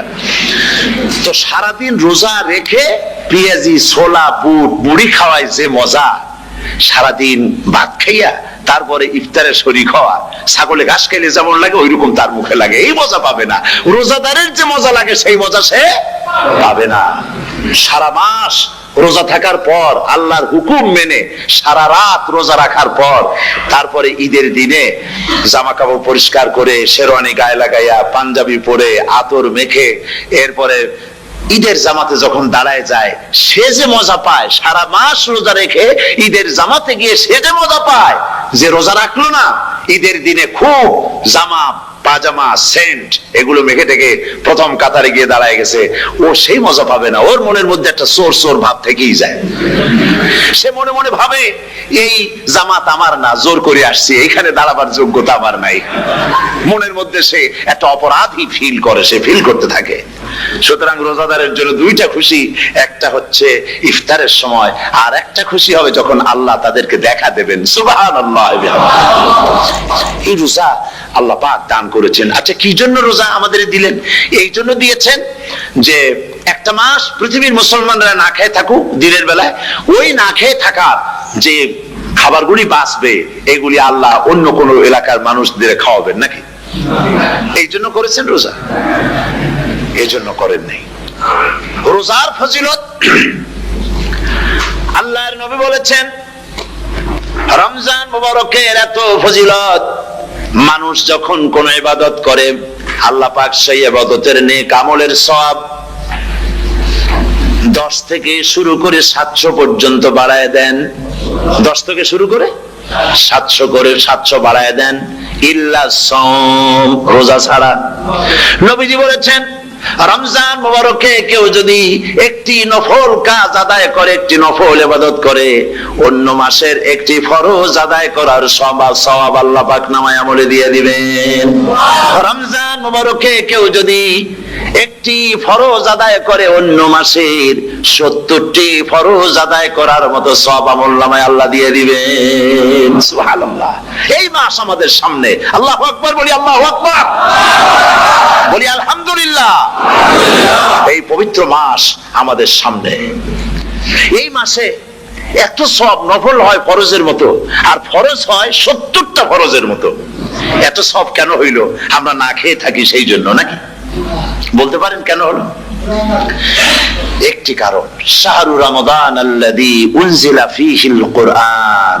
সুবহানাল্লাহ বলবেন না? এই রমজান মাস হচ্ছে সেই মাস যে মাসে আল্লাহ রাব্বুল আলামিন কোরআনে কারীমকে নাজিল করেছেন। এই মাসের মধ্যে একটি রাত আছে, খায়রুম মিন আলফি শাহর, যে রাতটি 1000 মাসের চাইতে বেশি গুরুত্বপূর্ণ আল্লাহর কাছে। সুবহানাল্লাহ। একটি রাত 1000 মাসের চাইতে গুরুত্বপূর্ণ। 1000 মাস ক্যালকুলেটর দিয়ে হিসাব করলে দেখা যায় যে 1000 মাসে 83 বছর 4 মাস হয়। তাহলে তার অর্থ কি এই যে একটানা 83 বছর 4 মাস ইবাদত করলে যে সওয়াব হবে, এই রাত্রে ইবাদত করলে সেই সওয়াব হবে? হতে পারে, এরকম হতে পারে, কিন্তু ব্যাখ্যাটা কি? ব্যাখ্যাটা হচ্ছে, আরবিতে আলফুন শব্দ দিয়ে 1000 বোঝানো হয় না। আরবিতে যখন আলফুন বলা হয় তাহলে বোঝা যায় সংখ্যাধিক্য, বিপুল সংখ্যা, হাজার হাজার হাজার হাজার, থাউজেন্ডস এন্ড থাউজেন্ডস। এইটাকে বোঝানোর জন্য আরবিতে ব্যবহার করা হয় আলফুন, হাজার হাজার। তাহলে আল্লাহ কি বুঝাতে চাচ্ছেন? আল্লাহ রাব্বুল আলামিন তিনি আয়াত দ্বারা বুঝাতে চান, এর ব্যাখ্যা হচ্ছে এই পৃথিবীর মানবতার কল্যাণের জন্য, এই পৃথিবীর মানুষের ভালাইয়ের জন্য, মঙ্গলের জন্য হাজার হাজার মাস ধরে এই পৃথিবীর মানুষের যে কল্যাণ হয় নাই, এই রমজান মুবারকে একটা রাত আছে যেই রাতে আল্লাহ রাব্বুল আলামিন মানবতার সেই কল্যাণ করেছেন। সেই কল্যাণ কি দিয়ে করেছেন? শাহরু রমাদান আল্লাযী উনজিলা ফীহিল কোরআন, কোরআন নাজিল করে পৃথিবীর মানুষকে সেই কল্যাণ আল্লাহ দিয়েছেন। সুবহানাল্লাহ। বন্ধুগণ, কোরআন, কোরআন কি নিয়ামত আমাদের কাছে! সেই নিয়ামতকে আমরা চিনলাম না, আমরা বুঝতে পারলাম না কত বড় নিয়ামত আল্লাহ আমাদের দান করেছেন। এই কোরআন যেন আপনি শুনতে পারেন, পড়তে পারেন, বুঝতে পারেন, সেই জন্য আল্লাহ রাব্বুল আলামিন শরিয়াত কি সুন্দর ব্যবস্থা করেছে। কোরআন শোনার জন্য রমজান মুবারকে তারাবিহের নামাজের ব্যবস্থা করা হয়েছে। সুবহানাল্লাহ, সুবহানাল্লাহ। যারা সব সময় পড়তে পারেন না, কোরআন তেলাওয়াত জানেন না, অথবা সারা বছর এক খতম কোরআন শরীফ পড়া হয় না, শরিয়াত কি সুন্দর বিধান করলো যে আপনি যেন 30 পারা কোরআন শরীফ শুনতে পারেন, এই ব্যবস্থা তারাবিহের নামাজের মধ্যে শরিয়াত করে দিয়েছে। আলহামদুলিল্লাহ, আলহামদুলিল্লাহ। যাদের টাকা কড়ি আছে আমি তাদেরকে অনুরোধ করব, যদি পারেন তাহলে মেহেরবানি করে রমজান মুবারকে উমরা পালন করবেন। আমি উমরার নিয়ত করে এসেছি, ঢাকা থেকে উমরার নিয়ত করে এসেছি, আপনাদেরকে দেখে গেলাম। আর আমি এখান থেকে ডাইরেক্ট মদিনা মুনাওয়ারায় চলে যাব ইনশাআল্লাহ। লাইলাতুল কদর পর্যন্ত হারামাইনুশ শরীফাইনে কাটাতে চাই, নিয়ত করেছি। আপনারা দোয়া করুন আল্লাহ যেন কবুল করেন। কি মজা যখন আপনি হারামাইনুশ শরীফাইনে যখন তেলাওয়াত শুনবেন, আপনার কাছে মনে হবে যেন কোরআন শরীফ নাজিল হতেছে। সুবহানাল্লাহ। সেখানে তো নামাজের পরে হাত তুলে মোনাজাত করা হয় না, শুধুমাত্র রমজান মুবারকে বেতেরের নামাজের মধ্যে ইমাম সাহেব হাত তুলে মোনাজাত করেন। গত বছর রমজান মুবারকের লাইলাতুল কদরে আমি ছিলাম, গত কয়েক বছর ধরে আল্লাহ যাওয়ার তৌফিক দিয়েছেন দয়া করে। সেখানে লাইলাতুল কদরে পত্রিকাগুলি লিখেছে 30 লাখের উপরে লোক ছিল মক্কা শরীফের হারাম শরীফে, 30 লাখের উপরে। যখন তেলাওয়াত হচ্ছে, মোনাজাত করতেছেন ইমাম সাহেব কাঁপতেছেন, মোনাজাত করতেছেন, কাঁদতেছেন, আর গোটা হারাম জুড়ে কান্নার রোল পড়ে গিয়েছে। কিভাবে কাঁদতেছেন? সারাদিন মানুষ রোজা রেখে তারপরে ইফতার করতে যখন বসে, আমি সেই জান্নাতের কথা কেমনে আপনাদের বুঝাবো? রসগোল্লা কেমন লাগে বক্তৃতা দিয়ে 6 ঘন্টা বক্তৃতা দিয়েও বোঝানো যাবে না। যদি মুখের মধ্যে ঢুকাইতে পারি তাহলে বুঝবেন যে মজাটা কি। এটা তো আমি বুঝাইতে পারবো না কি মজাটা লাগে। সারাদিন রোজা রাখার পর সমস্ত লক্ষ লক্ষ মুসল্লিরা বসে আছে মক্কা শরীফে, কাবা শরীফ সামনে, এখানে বসে আছে। রোজাদারের সামনে আছে জমজমের পানি আর মদিনা মুনাওয়ারার খুরমা। আল্লাহর ঘর সামনে, জান্নাতের থেকে আর কাকে বলে? সুবহানাল্লাহ। আর মসজিদে নববীর ভিতরে মদিনার আকর্ষণ কাশাস আলাদা। মদিনা শরীফের আপনাকে যদি পাইয়া যায় কোন আরব, কোন মাদানী, আপনারা ছাড়বি না, আদর করে পাশে বসাবে, তোমারে আমি এই জিনিস খাওয়াবো, এইটা দিয়ে ইফতার করাবো, আমার কাছ দিয়ে তুমি উঠতেই পারবে না, আপনাকে জোর করে বসায় দিবে। মসজিদে নববীতে রিয়াদুল জান্নাহ রাসূল করিম সাল্লাল্লাহু আলাইহি ওয়াসাল্লামের কবর শরীফের কাছে বসে আপনি ইফতার করতেছেন, কত বড় নসিব। সেই জন্য আমি বলি, হলিডে করার জন্য আমেরিকা, সিঙ্গাপুর, হাবিজাবি এই সমস্ত ঘুরে কোনো লাভ নাই। হলিডে করতে চান, রমজান মুবারকে চলে যান হারামাইনুশ শরীফাইন, মদিনা আল মুনাওয়ারা, মক্কা আল মুকাররমা। কপাল খুলে যাবে, জিন্দেগীর সমস্ত গুনাহ খাতা আল্লাহ পাক maaf করে দিবেন। রাসূল করিম সাল্লাল্লাহু আলাইহি ওয়াসাল্লাম বলেছেন, রমজান মুবারকে যে উমরা করলো সেজন্য হজ আদায় করলো। সুবহানাল্লাহ। অন্য রিওয়ায়াতে এসেছে, যে ব্যক্তি রমজান মুবারকে উমরা করলো সেজন্য আমার সাথে হজ আদায় করলো। সুবহানাল্লাহ। তো বলতেছিলাম যে কোরআনে কারীম হচ্ছে একটি বিরাট নিয়ামত। এই নিয়ামত শোনানো হয় রমজান মুবারকে। আমি এবার এসে খুব খুশি হলাম একথা শুনে যে ইস্ট লন্ডন মসজিদ তারা একটা ব্যবস্থা করেছে, সুন্দর একটা রেডিও তারা আবিষ্কার করেছে। না কি করছেন আপনারা? ট্রান্সমিটার তৈরি করেছেন। ওনারা ওখানে রেডিও বিক্রি করেন। আপনারা বহুটা খরচ করেছেন, তারা হাজার হাজার পাউন্ড খরচ করে টাওয়ার বানিয়েছেন এবং একটা ফ্রিকোয়েন্সি তারা নিজেরা নিয়েছেন, আর রেডিওগুলি 125 পাউন্ড করে ওনারা দিচ্ছেন খরচ হিসেবে। এটা যারা নিয়ে যায় ঘরের মধ্যে বসে তারাবিহের তেলাওয়াত তারা শুনতে পাবেন। মহিলারা অনেক সময় আসতে পারেন না, মহিলারা ঘরে বসে শুনতে পারবেন। ওই ইস্ট লন্ডন মসজিদে যত ওয়াজ হবে, তেলাওয়াত হবে, নামাজ হবে, আজান হবে, ওয়াজ হবে, জিকির হবে, সব আপনার ঘরে বসে আপনি শুনতে পারবেন। আল্লাহ রাব্বুল আলামিন এই ইকদামকে, এই পদক্ষেপকে আল্লাহ কবুল করুন, সবাই বলেন আমিন। এবং প্রত্যেকের ঘরে ঘরে এই রেডিও পৌঁছে যাক, আমরা বলি আমিন। আল্লাহ যেন কবুল করেন। আপনি ঘরে বসে মসজিদের সমস্ত প্রোগ্রাম পেতে পারবেন। আর কি সুন্দর সেখানে যিনি তেলাওয়াত করেন, আজান দেন, আলহামদুলিল্লাহ, তার আজান শুনলে পরে তো মনে হয় যে আমি মক্কা শরীফে চলে গেছি, মদিনায় চলে গেছি। আর তেলাওয়াত কত সুন্দর, আলহামদুলিল্লাহ। আল্লাহ তার প্রতি রহম করুন, আমরা বলি আমিন। সুতরাং বলতেছিলাম যে এই পবিত্র রমজানুল মুবারক, এটি কি, জিনিসটা কি, জিনিসটা বোঝাবার জন্য আমি বলি, যেমন এই ঘড়িটা এটা কেনার পর 2-1 বছর পর এটা ফাস্ট হয় অথবা কি হয়, স্লো হয়ে যায়। তখন এটাকে সারার জন্য আমরা হসপিটালে দেই। হসপিটাল মানে লন্ডন হসপিটাল না, ঘড়িরও হসপিটাল আছে, তো ঘড়ির হসপিটালে দিলাম। ওরা এটাকে দেখে শুনে ওয়াইলিং করে টরে দিল ঠিক মতো। একবার যদি ঠিক করে দিল, আবার আমার 1-2 বছর চললো, আর কোনো ডিস্টার্ব করবে না, ঠিক কিনা? আপনার গাড়ির ইঞ্জিন যদি কোনো রকমের অসুবিধা করে, তাহলে গাড়ির ইঞ্জিনকে ওভারহোলিং করতে হয়, ইঞ্জিন ডাউন দিতে হয়। একবার যদি ইঞ্জিন ডাউন দিলেন, ওভারহোলিং করলেন, তাহলে আপনার এই গাড়ি 5-6 বছরের জন্য আর হাত দিতে হবে না। এই কথাগুলি বুঝতে পারছেন কিনা? সারা জীবন, সারা মাস অন্যায় করার পরে, গুনাহ করার পরে মানুষের অন্তঃকরণে কালিমা লেগে যায়। আল্লাহ রাব্বুল আলামিন রমজান মুবারকের একটা ব্যবস্থা করেছেন, ইঞ্জিন ওভারহোলিং এর মতো, ইঞ্জিন ডাউন দেওয়ার মতো। আপনার কালকে, আপনার আত্মাকে, আপনার বিবেককে, আমার বিবেককে পরিষ্কার করার জন্য রমজান মাস করে দিয়েছেন। রমজান মুবারকের একটি মাসের কোর্স যদি কমপ্লিট করা যায়, তাকওয়া দিয়া যদি ভরে দেওয়া যায়, তাহলে বাকি 11 মাস আরামসে চলবে, কোনো অসুবিধা হবে না। নবীজি বলেছেন, রমজান মুবারকে মাস আসার সঙ্গে সঙ্গে আল্লাহ রাব্বুল আলামিন তিনি জান্নাতের সমস্ত দরজাগুলি খুলে দেন, আর জাহান্নামের সব দরজাগুলি আল্লাহ রাব্বুল আলামিন বন্ধ করে দেন। সুবহানাল্লাহ। আর শয়তানকে শৃঙ্খল দিয়ে বেঁধে ফেলা হয়, শিকল দিয়ে শয়তানকে বাঁধা হয়ে যায়। এই হাদিসটা যখনই শোনাই বিভিন্ন জায়গায়, লোকেরা বিভিন্ন জায়গায় প্রশ্ন করে, হুজুর কোন তো যে শয়তানরে বাঁধতে হয়, কিন্তু রমজান মাস হতো লোকেরা মদ খায়, মিথ্যা কথা কয়, তাহলে শয়তান বাঁধা থাকলো কেমনে? আমি বলি, দেখেন, এরও ব্যাখ্যা আছে। এর ব্যাখ্যা হলো এই, কোন কোন ঘড়ি আছে একবার চাবি দিলে 6 মাস চলে, আর একবার চাবি দিলে 2 বছর চলে, আবার চাবি দিলে লাইফ চলে যায়। এরকমের ঘড়িও আছে। কোন কোন মানুষের শয়তানে এমন চাবি দিছে যে চাবিতে 6 মাস চলে, কোনটায় 10 মাস চলে, কোনটায় বছর চলে। রোজার মাসেও যারা গুনাহ করে, শয়তানে এমন চাবি দিছে যে রোজার মাসেও বন্ধ হচ্ছে না।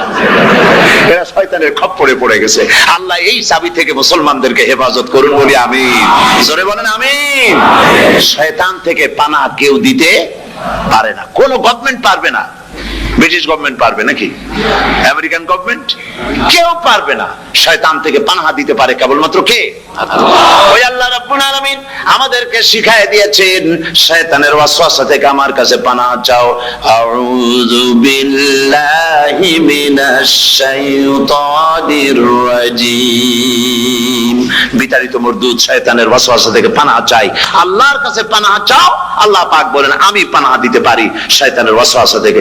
শয়তান থেকে আশ্রয় একমাত্র সিকিউরড, নিরাপত্তা পেয়েছেন আল্লাহর পয়গম্বরেরা। সুবহানাল্লাহ। আম্বিয়া আলাইহিমুস সালাম, তারা আল্লাহ কর্তৃক নিয়ন্ত্রিত।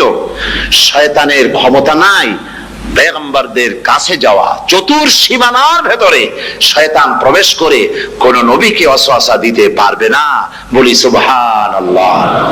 এই জন্য শয়তান থেকে বেঁচে যাওয়া, শয়তানের ওয়াসওয়াসা থেকে বাঁচা খুবই কঠিন। সেই জন্য আল্লাহ পাক বলছেন, শয়তানকে বেঁধে রাখা হয়, জান্নাতের সমস্ত দরজা খোলা, জাহান্নামের সমস্ত দরজা বন্ধ হয়ে যায়। এই নিয়ামতের মাস আমাদের সামনে। প্রত্যেকটি যখন কোন ওয়ার্কশপ হয়, তো ওয়ার্কশপের জন্য এক একটা কি বলে সিলেবাস থাকে। রমজান মুবারক একটা ওয়ার্কশপ। এই ওয়ার্কশপের মধ্যে একটা সিলেবাস আছে, সেই সিলেবাসের নাম হচ্ছে কোরআন। কোরআন, কোরআন। কোরআন নাজিলের মাসে আমরা কি কোরআন তেলাওয়াত করি? বলেন। রোজা হচ্ছে, হাদিস শরীফের মধ্যে বলা হয়েছে, আস-সাওমু জুন্নাহ। রোজা হচ্ছে ঢাল। রোজা কি কন্ত? ঢাল। বোঝেন তো ঢাল কি? প্রোটেক্টর। আপনি জিহাদের ময়দানে, যুদ্ধের ময়দানে নিরাপত্তার জন্য, বাইরের থেকে আক্রমণকে ফিরাবার জন্য কি ব্যবহার করেন? ঢাল ব্যবহার করেন। রোজা হচ্ছে ঢাল। শয়তানের সমস্ত আক্রমণ থেকে বাঁচার জন্য রোজা হচ্ছে ঢাল। রোজার দিনে কেউ যদি আপনার সাথে ঝগড়া করে, তাহলে রাসূল বলেছেন, তুমি বলো, তুমি ঝগড়ায় প্রবৃত্ত হবে না। তোমার সাথে যদি কেউ ঝগড়া করে, তুমি বলবে, ইন্নী সাইম, আমি রোজাদার। আমি তোমার মতো ঝগড়া করতে আমিও পারি, আমি তোমার মতো গালাগালি দিতে পারি, কিন্তু আমি দেব না, ঝগড়াও করব না, গালিও দেব না, মারামারিও করব না, কারণ আমি রোজাদার। সুবহানাল্লাহ। রোজা আপনাকে গুনাহ থেকে বাঁচায় দেবে। দেখেন রোজা কিভাবে গুনাহ থেকে বাঁচায়। মিথ্যেবাদী, মিথ্যেবাদী সারাক্ষণ মিথ্যে কথা বলে, কিন্তু রোজার মাস আসছে। এখন মিথ্যাবাদী যারা, তাদের ঘনিষ্ঠ লোকদের কাছে শুনেছি যে তারা বলে, যদি কোনো লোক দিনের বেলা এসে যায় আর এমন কথা যে কথা বলতে গেলে মিথ্যা বলা ছাড়া উপায় নাই তার জন্য। সে তখন বলে, ভাই তুমি তো অসময় আসছো, এখন আমি খুব ব্যস্ত, আই এম ভেরি বিজি, তুমি রাত্রে আসো। কথা বুঝতে পেরেছেন? তো রোজা হচ্ছে কি, রোজাটা কি বলে, ঢাল। কোন মেয়ে লোকের দিকে চোখ পড়লো, আহা আমি তো রোজাদার, চোখকে সাথে সাথে নিচে নামায় ফেললো। গানের আওয়াজ আসলো, আমি তো রোজাদার, সে গানটা শুনলো না। কাজী সমস্ত গুনাহ থেকে বাঁচার জন্য রোজা একটা বিরাট হাতিয়ার। সুবহানাল্লাহ। এই মাসে আল্লাহ রাব্বুল আলামিন এই মাসটা, এই রোজাটা কেন দিয়েছেন? লাআল্লাকুম তাত্তাকুন, ইয়া আইয়ুহাল্লাযীনা আমানু কুতিবা আলাইকুমুস সিয়ামু কামা কুতিবা আলাল্লাযীনা মিন ক্বাবলিকুম লাআল্লাকুম তাত্তাকুন। হে বিশ্বাসীরা, তোমরা যারা ঈমান এনেছো, শোনো, আমি রোজাকে তোমাদের জন্য ফরজ করেছি, যেমন করে ফরজ করেছিলাম তোমাদের পূর্বপুরুষদের উপরে।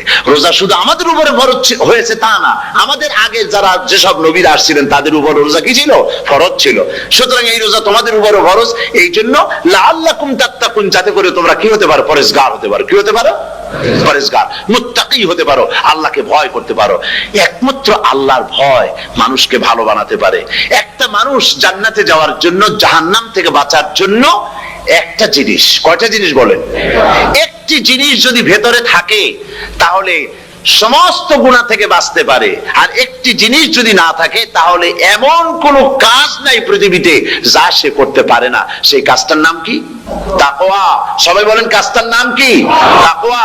যদি ভেতরে আল্লাহ পাকের ভয় থাকে, রব্বুল আলামিন আমাকে দেখছেন, তিনি আমাকে শুনতেছেন, এই ভয় যদি অন্তঃকরণের ভিতরে থাকে, তাহলে এই লোকটি কোনো গুনাহের কাজ করতে পারবে না, মিথ্যা বলতে পারবে না, ওজনে কম দিতে পারবে না, খাদ্যে ভেজাল দিতে পারবে না, শয়তানি বদমাশি করতে পারবে না। আর যদি এই জিনিসটির অভাব থাকে, যদি তাকওয়া না থাকে, তাহলে সমস্ত অন্যায় কাজ সে করতে পারবে। এই জন্য আল্লাহ রাব্বুল আলামিন বলেন, রোজা এই জন্য দান করেছে যাতে করে, রোজার মাস এই জন্য দিলাম, লাআল্লাকুম তাত্তাকুন, তোমাদের ভিতরে তাকওয়ার সৃষ্টি হয়। এই ওয়াজ আমি আপনাদের সামনে অনেকবার করেছি। হযরত ওমর রাদিয়াল্লাহু তাআলা আনহু রাতের বেলায় ঘুরতে ঘুরতে দেখেন এক বাড়িতে আলো জ্বলছে, শেষ রাত। এই রাত্রে বাড়িতে আলো জ্বলে কেন? ভাবলেন কোন অসুখ বিসুখ হলো নাকি। তো উনি কাছে গেছেন, গিয়ে কান পেতে শুনতেছেন। বাড়ির মালিক বুড়ি তার যুবতী মেয়েকে ডেকে বলছে, মা ওঠো, তাড়াতাড়ি ওঠো। কেন? কয় যে সকাল তো হয়ে গেল, দুধ দই এনেছি, আমি দুধ এনে রাখছি, এখন তুমি পরিমাণ মতো সবটা পাত্রে পানি দিয়ে ভরে দাও, তাহলে ওজন বেশি হবে আর আমরা ভালো লাভ করতে পারবো। মেয়ে বলছে, মা তুমি বলো কি, এটা আমার দ্বারা সম্ভব না। কেন সম্ভব নয়? হযরত ওমর এক ফরমান জারি করেছেন, তিনি বলেছেন তিনি পানিতে, দুধের মধ্যে পানি মিশাতে নিষেধ করেছেন। তাছাড়া রাসূল করিম সাল্লাল্লাহু আলাইহি ওয়াসাল্লাম খাদ্যদ্রব্যে ভেজাল দিতে নিষেধ করেছেন। কাজী হযরত ওমরের এই নির্দেশকে আমি অমান্য করতে পারবো না।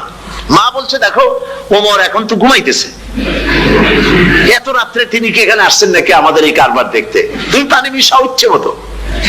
মেয়ে বলছে, মা হযরত ওমর ঘুমাতে পারেন, তার পুলিশেরা, তার গোয়েন্দা বিভাগের লোকেরা ঘুমাতে পারেন, হযরত ওমরের চোখকে ফাঁকি দেওয়া যাবে, হযরত ওমরের পুলিশকে ফাঁকি দেওয়া যেতে পারে, কিন্তু আল্লাহ রাব্বুল আলামিনের চোখকে ফাঁকি দেওয়া যাবে না। আমার পক্ষে সম্ভব নয়, আমি দুধে পানি মিশাতে পারবো না। হযরত ওমর রাদিয়াল্লাহু তাআলা চলে গেলেন, গিয়ে তার ছেলেকে ডেকে বললেন, ছেলে আমি তো এখন বুড়া হয়ে গেছি, আমার বিয়ের বয়স নাই, আমি একটা মেয়ের খোঁজ নিয়ে আসছি, যদি আমার বয়স থাকতো এই মেয়েটার আমি বিয়ে করতাম। সুবহানাল্লাহ, সুবহানাল্লাহ। এই মেয়েটা, তুমি খোঁজ নাও, যদি বিয়ে না হয়ে থাকে তুমি প্রস্তাব দাও বিবাহের। কি সৌন্দর্য তিনি দেখলেন মেয়েটার মধ্যে, স্বাস্থ্য, রূপ, যৌবন, কি দেখলেন? তাকওয়া। জোরে বলেন না, কি দেখলেন? তাকওয়া। এই তাকওয়া তিনি দেখলেন। এই তাকওয়ার উপরে ভিত্তি করে আমিরুল মুমিনিন, অর্ধেকটা পৃথিবীর প্রেসিডেন্ট, খলিফাতুল মুসলিমিন, আমিরুল মুমিনিন হযরত ওমর তার ছেলের জন্য পুত্রবধূ করে তাকে ঘরে নিয়ে আসলেন। সুবহানাল্লাহ। ফায়দা কি হলো? ফায়দা এই হলো, এই মেয়ের গর্ভে যে মেয়ে হলো, সেই মেয়ের গর্ভে যে মেয়ে হলো, সেই মেয়ের গর্ভে ফারুকে সানি হযরত ওমর ইবনে আব্দুল আজিজ রাহমাতুল্লাহ আলাইহির মতো ফারুকে সানি আল্লাহ দান করে দিলেন। সুবহানাল্লাহ ওয়া বিহামদি। এটার নাম হচ্ছে তাকওয়া। এই তাকওয়ার ব্যাপারে হযরত ওমর রাদিয়াল্লাহু তাআলা আনহু তিনি হযরত কাব বিন উবাই রাদিয়াল্লাহু তাআলা আনহুকে জিজ্ঞেস করেছিলেন যে তাকওয়ার একটা ব্যাখ্যা আপনি কি আমাকে বলতে পারেন, তাকওয়ার ব্যাখ্যাটা কি? তিনি বললেন হ্যাঁ পারি। কি ব্যাখ্যা? তিনি বললেন যে দেখুন, তাকওয়ার ব্যাখ্যা হচ্ছে এই যে সংকীর্ণ একটি রাস্তা, সরু ন্যারো একটা রোড, এই ন্যারো রোডের দুই দিকে আছে কাঁটাযুক্ত লতা পাতা। এই কাঁটাযুক্ত লতা পাতার মধ্য দিয়ে এই সরু রাস্তা দিয়ে আপনি যখন যাবেন তো কিভাবে যাবেন? হযরত ওমর বললেন আমার জামা কাপড় এইভাবে খুব আটোসাটো করে আমরা যাব, যাতে করে গায়ের চামড়াও না ছেড়ে আমার জামাও যাতে না ছেড়ে যায়। হযরতে কাব বিন উবাই রাদিয়াল্লাহু তাআলা আনহু বলছেন এটার নামই হচ্ছে তাকওয়া। এটার নাম কি? তাকওয়া। এটার নাম হচ্ছে তাকওয়া। দুনিয়ার অসংখ্য পাপের ভেতর থেকে আপনি চলে যাবেন, পাপ যেন আপনাকে স্পর্শ করতে না পারে। এটার নাম তাকওয়া। বাইন মাছ নিশ্চয়ই খেয়েছেন আপনারা, না লন্ডনে পাওয়া যায় না? পাওয়া যায়। এই বাইন মাছ যারা খেয়েছেন আপনারা, আমি জানি না আপনারা জানেন কিনা বাইন মাছ কোথায় থাকে, পানিতে থাকে না কাদায় থাকে? মাশাআল্লাহ, বাইন মাছ থাকে কাদার মধ্যে। কিন্তু এই বাইন মাছ যারা ধরেছে তাদের মুখে শুনেছি আমি যে বাইন মাছ থাকে কাদায়, ওকে যখন ধরে টেনে বের করায় কাদার মধ্য থেকে এক ফোঁটা কাদা ওর গায়ে নাই। এই কলুষিত সমাজ, পাপে ভরপুর। গ্রেট ব্রিটেন, আমেরিকা, পাশ্চাত্য, আমাদের দেশ, সর্বত্র পাপ আর পাপ। এই পাপের মধ্যে বাইন মাছ শুধু খাইয়েন না, ওর কাছ থেকে শিক্ষাও গ্রহণ করেন। ও যেমন কাদার মধ্যে থাকে, কাদা ওর গায়ে লাগে না, আপনিও এই সমাজের মধ্যে আপনি আপনার কাজ চালিয়ে যান, পাপ যেন আপনাকে স্পর্শ না করে। আল্লাহ যেন পাপের থেকে আমাদের বাঁচান। আমরা বলি আমিন, সবাই বলেন আমিন। এটার নাম হচ্ছে তাকওয়া। আর তাকওয়া লম্বা জামায় তাকওয়া হয় না, লম্বা দাড়িতে তাকওয়া হয় না, পাগড়ি একটা বানলেই তাকওয়া হয় না। রাসূলুল্লাহ সাল্লাল্লাহু আলাইহি ওয়াসাল্লাম বলেছেন তাকওয়া হা হুনা, হা হুনা, হা হুনা, তিনবার বলেছেন, বুকের দিকে দেখায় বলেছেন তাকওয়া হা হুনা। তাকওয়া হচ্ছে এখানে। এর অর্থ এই নয় যে আমি দাড়িকে আমি ছোট করে দেখছি, জামাকে ছোট করে দেখছি, তা নয়। কিন্তু বলছি যে তাকওয়াটা হচ্ছে অন্তরের ভেতরে। এই অন্তরের ভেতর থেকেই এটার বহির প্রকাশ হতে হবে। আপনার কথায়, আপনার বলায়, আপনার ওঠায়, আপনার বসায়, আপনার চালচলনে, আপনার বিয়ে শাদীতে, আপনার ব্যবসা বাণিজ্যের সর্বত্র তাকওয়ার ছাপ প্রদর্শিত হতে হবে। তাহলেই আমার মধ্যে তাকওয়া এসেছে বলে প্রমাণ হবে। আর এটাই আল্লাহ পাক চান, রমজান মুবারকে তোমাদের মধ্যে তাকওয়া সৃষ্টি হোক। রোজা সম্পর্কে এই কথাগুলি আমি বলে নিলাম। প্রথম 10 দিন শুধু রহমত নাজিল হবে, দ্বিতীয় 10 দিনে আল্লাহ পাক শুধু মাফ করতে থাকবেন, আর তৃতীয় 10 দিনে আল্লাহ পাক জাহান্নাম থেকে মুক্ত করে দিবেন। সুবহানাল্লাহ। রমজানে মক্কা শরীফে, মদিনা শরীফে ছোট্ট একটা বাচ্চাও ঘুমায় না। অন্তত 5-7 বছর, 8-10 বছর বয়স হয়ে গেছে এরকম বাচ্চা সারা রাত্রে 1 সেকেন্ডের মধ্যে ঘুমায় না। সমস্ত লোক জাগে, ফজরের নামাজ পড়তে থেকে ঘুমায়, সব সমানে 2 হাতে নেকি কামাই করে। নেকি কামাইয়ের মৌসুমে বাহার। রমজান হচ্ছে নেকি কামাইয়ের বসন্তকাল। আপনারা যেন খবরদার মিস করবেন না, মিস করবেন না, খবরদার। এই মাসটা পুরাপুরি কাজে লাগাবার জন্য মায়েরা, আমার মায়েরা, বোনেরা, মেহেরবানি করে এই মাসটা কাজে লাগাবেন। গীবত গাইবেন না, রাগারাগি করবেন না, ঝগড়াঝাটি করবেন না, মিথ্যা কথা বলবেন না, তেলাওয়াত, জিকির, আজগার। আর পুরুষেরাও এই জিকির আজগারের মধ্যে, মানুষকে ভালো কাজের আদেশ করার মধ্যে যা আজকে আল্লাহ আমার দিয়ে বলাইলেন, এই কাজগুলি আমি এবং আপনারা সবাই যেন আমল করতে পারি। আল্লাহ তৌফিক দান করুন। আপনারা এই মোনাজাতের পরে যে যে এলাকায় গিয়ে জামাতে এশার নামাজটা আদায় করবেন, এখানে নামাজের কোনো ব্যবস্থা করা যায় নাই বলে আমরা দুঃখ প্রকাশ করছি। পাশে যেখানে মসজিদ পান, জামাতে এশার নামাজটা খবরদার আদায় করে নেবেন, নামাজ ছেড়ে দেবেন না। 5 ওয়াক্ত নামাজ সঠিকভাবে আদায় করবেন। আর মদের ব্যবসা যাদের আছে, মদের ব্যবসা ছেড়ে দিবেন। আর মদের চাকরি যারা করেন, সেখান থেকে চাকরি উঠাইয়া কোনো ভালো জায়গায় চাকরি করার জন্য চেষ্টা করবেন। জেনা, ব্যভিচার, নাচ, গান ইত্যাদি, তাস, পাশা, জুয়া, অন্যায় কাজে যাব না। আল্লাহ যেন কবুল করেন, বলেন আমিন। বলেন সবাই আমিন। এটাই কাজ। শিরক এবং বিদআতের বাড়ির কাছেও আমরা কেউ যাব না। এই তওবা করে খাঁটি মুসলমান হইতে হবে। আমরা কতদিন বাঁচবো জানি না। আল্লাহ পাক যেন আমাদেরকে ঈমানের সাথে রাখেন। যাদের মুখে দাড়ি নাই, আল্লাহ পাক তাদের মুখে দাড়ি লাগায় দিক, বলি আমিন। আপনারা চেষ্টা করেন, চেষ্টা করেন রাসূলের এই সুন্নতটা আমল করার জন্য। যেহেতু আমরা মারা যাব, চিরদিন বাঁচবো না, তো আল্লাহ রাসূলের কাছে কেমনে আমরা আমাদের চেহারা দেখাবো? জামায়, দাড়িতে, টুপিতে, পর্দায়, মেয়ে লোকদের পর্দা করার মধ্যে, সবটার মধ্যে রাসূলুল্লাহর সুন্নত যেন আমরা আমল করতে পারি। আল্লাহ যেন তৌফিক দেন। হুজুর বলেছেন, হুজুর তো কোন কলেজে পড়েন নাই। কি বলেন, কলেজে পড়েছেন? কোন কলেজে মাদ্রাসায় পড়াশোনা করেন নাই। অথচ আল্লাহর নবী বলেছেন ইন্নামা বুইস্তু মুআল্লিমান, আমি শিক্ষক হিসাবে দুনিয়ার বুকে প্রেরিত হয়েছি। লেখাপড়া কোথাও করেন নাই, অথচ হুজুর বলছেন আমি শিক্ষক। অর্থাৎ গোটা পৃথিবীর সর্বকালে সর্বযুগের মহান শিক্ষক হচ্ছেন মুহাম্মদ রাসূলুল্লাহ সাল্লাল্লাহু আলাইহি ওয়াসাল্লাম। শিক্ষা তার মধ্যে পরিপূর্ণ ছিল, আল্লাহ তাকে শিখিয়েছেন, সব কথা তিনি বলেছেন, জ্ঞানের কোনো অভাব তার কাছে ছিল না। তবে হ্যাঁ, অনেকে বলে যে মুহাম্মদ সাল্লাল্লাহু আলাইহি ওয়াসাল্লাম হচ্ছেন সেই পুরানা মধ্যযুগীয় ব্যাপার স্যাপার। ওই মধ্যযুগীয় কোনো কথা আজকের যুগে চলতে পারে না, এটা হলো জ্ঞান বিজ্ঞানের যুগ। আমরা কিছু মঙ্গল গ্রহে যাব করতেছি, চাঁদ দখল করে ফেলেছি সেই কবে, চাঁদে পতাকা উড়ায় ফেলেছি, বাড়িঘর বানাবার জন্য ইট সিমেন্ট রড সবকিছু পাঠাবার ব্যবস্থা হচ্ছে চাঁদে। আর মঙ্গল গ্রহে তো আমরা যাব করছি। মুহাম্মদ সাল্লাল্লাহু আলাইহি ওয়াসাল্লাম কি চাঁদে নেমেছেন কখনো? এগুলি বেকুবদের প্রশ্ন। কাদের প্রশ্ন? বেকুবদের প্রশ্ন। আর মিয়া, তোমার বিজ্ঞান তো গেছে শুধু চাঁদে। চাঁদ কত দূর? মাত্র 2,32,000 মাইল দূরে। চাঁদ মাত্র 2,32,000 মাইল দূরে একটি উপগ্রহ মাত্র। পৃথিবীর সবচাইতে নিকটতম প্রতিবেশী, নিকটতম উপগ্রহ হচ্ছে চাঁদ। দৃষ্টান্ত দিতে গিয়ে আমি ওই ছোট্ট স্টোরিটি বুঝাবার জন্য মানুষের সামনে বলি। একবার এক স্বামী আর স্ত্রী দুজনে ঝগড়া লেগেছে, স্বামী স্ত্রীর ঝগড়ায় বেচারা স্বামী দুর্বল হয়ে গেছে, স্বামীর স্ত্রীর সামনে আর পেরে উঠছে না পারিয়া শেষ পর্যন্ত বলল, ঠিক আছে, তোমার মতো দাজ্জাল মার্কা বউর সাথে আমি আর থাকবো না, আমি চললাম, আমি এবার বিদেশেই চলে যাব, দেশেই থাকবো না। স্ত্রী কিছু বলতেছে না। স্বামী দেখে যে সন্ধ্যা পর্যন্ত স্ত্রী তাকে সাধেও না, মহা সমস্যা। বলেও বেচারা মুসিবতে পড়েছে, প্রেস্টিজ কনসার্ন হয়েছে, ইজ্জতের ব্যাপার। শেষ পর্যন্ত জায়নামাজ বালিশ টালিশ পেছাইয়া বিদেশের উদ্দেশ্যে নিজেকে তৈরি করে বারান্দায় নেমে বলল যে মাগরিবের রক্ত যখন হয়েই গেল, মাগরিবটা পড়ে নেই। মাগরিব পড়েছে, দোয়া তাসবিহ ইত্যাদি পড়ছে, দেখেনি স্ত্রীর পক্ষ থেকে কোনো কি দাওয়াত আসে যে আপনার যাইয়া কাম নাই।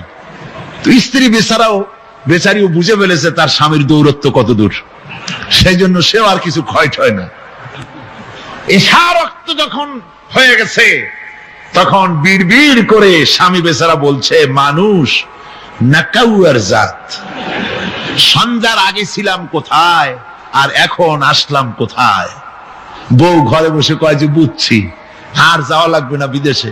ঘরের থেকে বারান্দায় নামি তুমি বলো মানুষ না কাউয়ের জাত, সন্ধ্যায় ছিলা কোথায়, এখন নামছো কোথায়। তোমার আর বিদেশে যায় কাম নাই, তুমি ঘরে এসে মশারির মধ্যে ঢোকো। বুঝলেন? তো পৃথিবী থেকে মাত্র 2,32,000 মাইল দূরে চাঁদ, সেই চাঁদে অবতরণ করে বলছে মুহাম্মদ সাল্লাল্লাহু আলাইহি ওয়াসাল্লাম কি চাঁদে গেছে? আরে বেকুব, 2,32,000 মাইল দূরের চাঁদ নয়, 9,30,00,000 মাইল দূরের সূর্য নয়, কোটি কোটি সহস্র কোটি মাইল দূরের গ্যালাক্সি নয়, মিল্কি ওয়ে নয়, সমস্ত তারকারাজি গ্রহ পুঞ্জ সব কিছুকে পেরিয়ে গিয়ে 7 আকাশ ফুড়ে মুহাম্মদ সাল্লাল্লাহু আলাইহি সাল্লাম আরশে আজিম ভ্রমণ করেছেন, যা পৃথিবীর কোন বিজ্ঞানের পক্ষে সম্ভব নয়। সুতরাং মুহাম্মদ সাল্লাল্লাহু আলাইহি সাল্লাম সর্বকালের সর্বযুগের সব ব্যাপারে শ্রেষ্ঠ মহান ব্যক্তিত্ব। এরপরে আল্লাহ রাব্বুল আলামিন বলছেন, وَخَلَقْنَاكُمْ أَزْوَاجًا, আমি তোমাদের নারী এবং পুরুষের জোড়া পয়দা করেছি। অর্থাৎ এই পৃথিবীতে আল্লাহ রাব্বুল আলামিন মানুষের একটি সেক্স পয়দা করেন নাই, দুটি প্রকার করেছেন, একটি হচ্ছে নারী আর একটি পুরুষ। এই নারী আর পুরুষ আল্লাহ পাকের এটি একটি বিরাট কুদরত। এই নারী এবং পুরুষ সৃষ্টি করে পরস্পরের প্রতি আল্লাহ আকর্ষণ সৃষ্টি করেছেন। দুজনের একের প্রতি অপরের আকর্ষণ আল্লাহ পাক নিজেই সৃষ্টি করে দিয়েছেন। ومن آياته أن خلق لكم من أنفسكم أزواجا لتسكنوا إليها وجعل بينكم مودة ورحمة। আমার অনেক নিদর্শনাবলীর মধ্যে এটিও একটি নিদর্শন যে আমি তোমাদের থেকে তোমাদের স্ত্রীদেরকে তোমাদের জোড়া পয়দা করেছি। আর কি করেছি, কেন করেছি? লিতাসকুনু ইলাইহা, যাতে করে তোমরা পরস্পর পরস্পরের কাছ থেকে শান্তি, প্রীতি, প্রেম, ভালোবাসা, মহব্বত লাভ করতে পারো। এটা আমার নিদর্শন একটি। কিরকম নিদর্শন? ভিন্ন পরিবেশে লালিতা পালিতা একটি মেয়ে ভিন্ন পরিবেশে লালিত পালিত একটি পুরুষের সঙ্গে যখন বিবাহ হয়ে যায়, আল্লাহ রাব্বুল আলামিন বলেন আমি তখন একের প্রতি অপরের মহব্বত আর ভালোবাসা আমি আল্লাহ তৈরি করে দেই। ওই মেয়েটি জানার কথা না, মেয়েটির বাড়ি হচ্ছে লংলা, শ্রীমঙ্গল, বিয়ে হয়েছে দিনাজপুর। দিনাজপুরের লোকেরা বোয়াল মাছ খায় না, কিন্তু এখানের লোকেরা বোয়াল মাছ খুব পছন্দ করে। কথা বুঝতে পেরেছে? এখানে কথাবার্তা এক রকমের, সেখানের কথাবার্তা আর এক রকমের। এই দুইটা মিলাইয়া কিতে হয়েছে তো কিতে হয়েছে, কথা বুঝতে। এখন উপায়টা কি? অথচ এই দুই স্বামী স্ত্রীর মধ্যে আল্লাহ পাক কি মহব্বত পয়দা করে দেন, একজন আরেকজনের জন্য জীবন দিতে প্রস্তুত হয়ে যায়। সুবহানাল্লাহ পড়েন। আল্লাহ রাব্বুল আলামিন বলেন ওয়াজআলা বাইনাকুম মাওয়াদ্দাতান, প্রথমে তো ভালোবাসা সৃষ্টি করি, প্রেম সৃষ্টি করি। বিবাহ হওয়ার পর যে ভালোবাসা হয়, বিশেষ উদ্দেশ্যকে সামনে রেখে ওই ভালোবাসা হয়। এরপরে যখন বয়স বাড়তে থাকে, যখন বার্ধক্য আসে, তখন ওই ভালোবাসাটা আর থাকে না যেটা ছিল প্রথম। সেটা আমি ওয়াজআলা বাইনাকুম মাওয়াদ্দাতান ওয়া রাহমা, মাওয়াদ্দা তখন রহমতে পরিণত হয়ে যায়। প্রথমে থাকে একটা প্রেম কেন্দ্রিক ভালোবাসা। পরবর্তী সময় যখন স্বামী বুড়ো হয়ে যায় আর স্ত্রী যখন বুড়ি হয়, তখন আল্লাহ পাক বলেন আমি উভয়ের মধ্যে সহৃদয়তা, করুণার সৃষ্টি করে দেই। পরস্পর পরস্পরের প্রতি আকর্ষণ তখন আরো বাড়িয়ে দেই। একজন আরেকজন ছাড়া চলে না, বুড়ার বুড়ি ছাড়া উপায় থাকে না। ঘরের মধ্যে ফ্রিজ আছে, কালার টিভি আছে, তারপরে সুন্দর বিছানাপত্র আছে, কোন জিনিসের অভাব নাই বুড়া। হঠাৎ করে বুড়ি একদিন মারা গেল, বুড়ায় কয় আমি গৃহশূন্য হয়ে গেছি। সব আছে, তারপরেও যে গৃহশূন্য হয়ে গেছি, তার মানে গৃহের প্রাণটাই চলে গেছে। বুড়া বয়সে সন্তান খোঁজ খবর নেয় না, সন্তানের বউ খোঁজ খবর নেয় না। বুড়ার গরম পানিটা, উজুর পানিটা, তার খাবারটা, তার পানটা, তার যা প্রয়োজন বুড়ি সব এগিয়ে নিয়ে আসে। আর বুড়াও বুড়ির জন্য তখন প্রথম জীবনের চাইতে আরো বেশি মহব্বত বাড়ে, বুড়ির দিকে খোঁজ খবর আরো বেশি করে নেয়। ঠিক কিনা কন? বুঝবেন যারা বুড়া আর বুড়ি আছেন। আল্লাহ পাক বলেন এটা আমি করি। কে বলছেন এ কথা? আল্লাহ পাক বলছেন আমি করি। এ মহব্বত আল্লাহর দান। দেখুন রাসূল করিম সাল্লাল্লাহু আলাইহি ওয়াসাল্লামের ঘরে দৌলত ছিল না, কিন্তু মহব্বত দিয়ে ঘরটা ভরা ছিল। সুবহানাল্লাহ বিহামদি। দৌলত ছিল না, মহব্বত দিয়ে ভরা ছিল। হযরত আয়েশা সিদ্দিকা রাদিয়াল্লাহু তাআলা আনহা বলেছেন আমি গ্লাসে পানি পান করে রেখে দেওয়ার পর রাসূলুল্লাহ গ্লাসটা হাতে নিয়ে আমি যেখানে ঠোঁট লাগিয়ে পানি পান করেছি, আল্লাহ নবী ওইখানেই ঠোঁট লাগায় পানি পান করতেন। মুহাব্বত।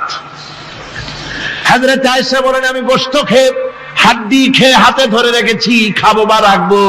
আল্লাহ নবী তখন আমার হাতের থেকে গোশত বা হাড্ডিটা আমার হাত থেকে নিয়ে আমি গোশতের যে অংশে কামড় দিয়েছি, রাসূলুল্লাহ সেখানে মুখ লাগিয়ে খেতেন। দৌলত ছিল না হুজুরের ঘরে এক ফোঁটা, কিন্তু মোহব্বত ছিল ঘরটা ভরা। হযরত আয়েশা বলেছেন রাসূলুল্লাহ কাজ করে কষ্ট করে ঘরের ভিতরে ফিরে যখন দেখেছেন রান্না বান্না সারা হয় নাই, হুজুর ক্ষুধার্ত অথচ আমার রান্না শেষ হয় নাই, নবীজি রাগ করেন নাই, অসন্তুষ্ট হন নাই, ভুরু কুঞ্চিত করেন নাই, চোখ গরম করেন নাই, বরং আমার কাছে বসে রান্না বান্নায় আমাকে আল্লাহর নবী, বিশ্ব নবী মুহাম্মদ রাসূলুল্লাহ সাল্লাল্লাহু আলাইহি ওয়াসাল্লাম আমাকে সহযোগিতা করেছেন। স্বামী স্ত্রী ভালোবাসা হচ্ছে স্বর্গীয় নিয়ামত, জান্নাতের নিয়ামত। সুবহানাল্লাহ পড়েন। যেই ঘরে স্বামী আর স্ত্রীর মধ্যে সাপ আর বেজির সম্পর্ক, দাঁড় কুমড়োর সম্পর্ক, এই ঘরটা যতই বিদেশি আধুনিক সৌন্দর্যের উপকরণাদি দিয়ে ভরপুর থাকুক না কেন, এই ঘরটা, এই বিল্ডিংটা জাহান্নামের টুকরা, ঠিক না? আর স্বামী স্ত্রীর যদি ভালোবাসা থাকে, তাহলে ঘরটা যদি কুড়ে ঘর হয়, তারপরেও সে ঘরটা হচ্ছে একটা জান্নাতের টুকরা। অনেক স্ত্রী আছে স্বামীর সাথে মহব্বত নাই, উল্টো পাল্টা কারবার। ওই রকম এক স্বামীর কাছে খবর আসছে যে আপনি তো এই গ্রামের মাতবাড়ি করেন, বিচার আচার করতেছেন, আপনার বউ তো গোসল করতে গিয়ে পড়ে গেছে নদীর মধ্যে। তো লোকটা দৌড় দিয়েছে, দৌড়ে গেছে, যায় কয় যে কোন জায়গায় পড়ছে, কয় যে এইখানে পড়ছে। লোকটা তখন জোয়ারের পানি যাচ্ছিল এইদিকে, লোকটা দৌড় দিছে উল্টা দিকে। লোকেরা কয় যে মিয়া তোমার বউ পড়েছে এইখান থেকে, জোয়ারের পানি এদিকে যায়, তুমি উল্টা দৌড়াও কেন? মাতবার বলছে যে দেখো, এটা হচ্ছে আমাদের ইন্টারনাল অ্যাফেয়ার্স, এটা বুঝবে না। এই স্ত্রী সারাটি জীবন আমার উল্টা চলেছে। আমি যদি বলেছি 100, সে বলেছে 335। আমি যদি বলেছি এখন দিনের 12টা, সে বলেছে এখন রাত 3:35। সম্পূর্ণ উল্টা সারা জীবন যে চলেছে। সে যে নদীতে পড়ে জোয়ারে গেছে, আমি তা বিশ্বাস করি না, উল্টাই গেছে। এই রকমের এক শ্রেণী আছে, স্বামী উল্টা থাকে, স্ত্রী উল্টা থাকে, এরকমও হয়। সুতরাং স্বামী এবং স্ত্রীর মধ্যে মহব্বত আর ভালোবাসা, এটি মাবুদের একটি বিরাট নিয়ামত। অন্যের স্ত্রীর দিকে তাকালে কান ভরে, খারাপ নজরে তাকালে জিনার গুনাহ হবে। হাত দিয়া ধরলে কাম ভাবে জিনার গুনাহ হবে। কিন্তু কোন স্বামী যদি তার স্ত্রীর দিকে প্রেম ভরে, ভালোবাসা ভরে তাকায়, আর স্ত্রীর হাতকে প্রেম আর ভালোবাসার সাথে যদি স্ত্রীর হস্ত ধারণ করে, কিতাবে এসেছে স্বামী এবং স্ত্রীর উভয়ের সগীরা গুনাহ আল্লাহ রাব্বুল আলামিন মাফ করে দেন।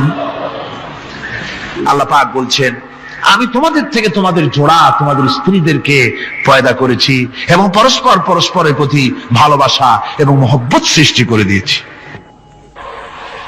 আজকে কথা উঠেছে সমাজে, আজকে কথা উঠেছে নারীর অধিকার নিয়ে। বলা হচ্ছে ইসলাম নারীকে, নারীর অধিকার ক্ষুণ্ণ করেছে, বলে না? বলে কিনা বলেন? আমাদের দেশে এই জন্য নারী পক্ষ, নারী সমাজ, নারী আন্দোলন পরিষদ, তারপরে এরকম অনেক আন্দোলন তারা বানিয়েছে। আর পত্র পত্রিকায় নানান রকমের ইসলাম সম্পর্কে তারা লিখছে। একটা পত্রিকা আজকে সকালে আমাকে একজন দিল, তার মধ্যে লিখেছে, হাদিসের বরাত দিয়েছে, তার মধ্যে লিখছে যে রাসূলুল্লাহ বলেছেন পৃথিবীর সব কিছু হচ্ছে ভোগের সামগ্রী, সেই ভোগের মধ্যে উত্তম ভোগের সামগ্রী হচ্ছে নারী। নাউযুবিল্লাহি মিন যালিক, এমন কথা রাসূলুল্লাহ বলেন নাই। হাদিসের নাম দিয়া তারপরে হুজুর যা বলেন নাই সেই সব কথা বলে বলে নারীদেরকে ইসলামের প্রতি বীতশ্রদ্ধ করাবার জন্য চেষ্টা চালানো হচ্ছে। অথচ নারীদের ব্যাপারে মুহাম্মদ সাল্লাল্লাহু আলাইহি ওয়াসাল্লাম সবচাইতে উত্তম কথা বলেছেন। এত সুন্দর কথা পৃথিবীতে আর কেউ বলে নাই, আর কেউ বলে নাই। নারী অধঃপাতিতা, নির্যাতিতা, এই নির্যাতন থেকে, অধঃপতন থেকে নারীকে কে রক্ষা করতে পারে? ইসলাম। জোরে বলেন, কে পারে? কেবলমাত্র ইসলাম পারে, আর কেউ পারে না। নারী যখন তাদেরকে মেয়ে হয়েছে শোনা মাত্র তার বাপ তাকে মাটির নিচে পুঁতে রাখত, আছাড় মেরে মেরে ফেলে দিত, যখন তাদেরকে কবর দিয়ে দিত জীবিত অবস্থায়, সেই সময় রাসূলুল্লাহ এসে নারীদের সম্মান দিলেন, মর্যাদা দিলেন।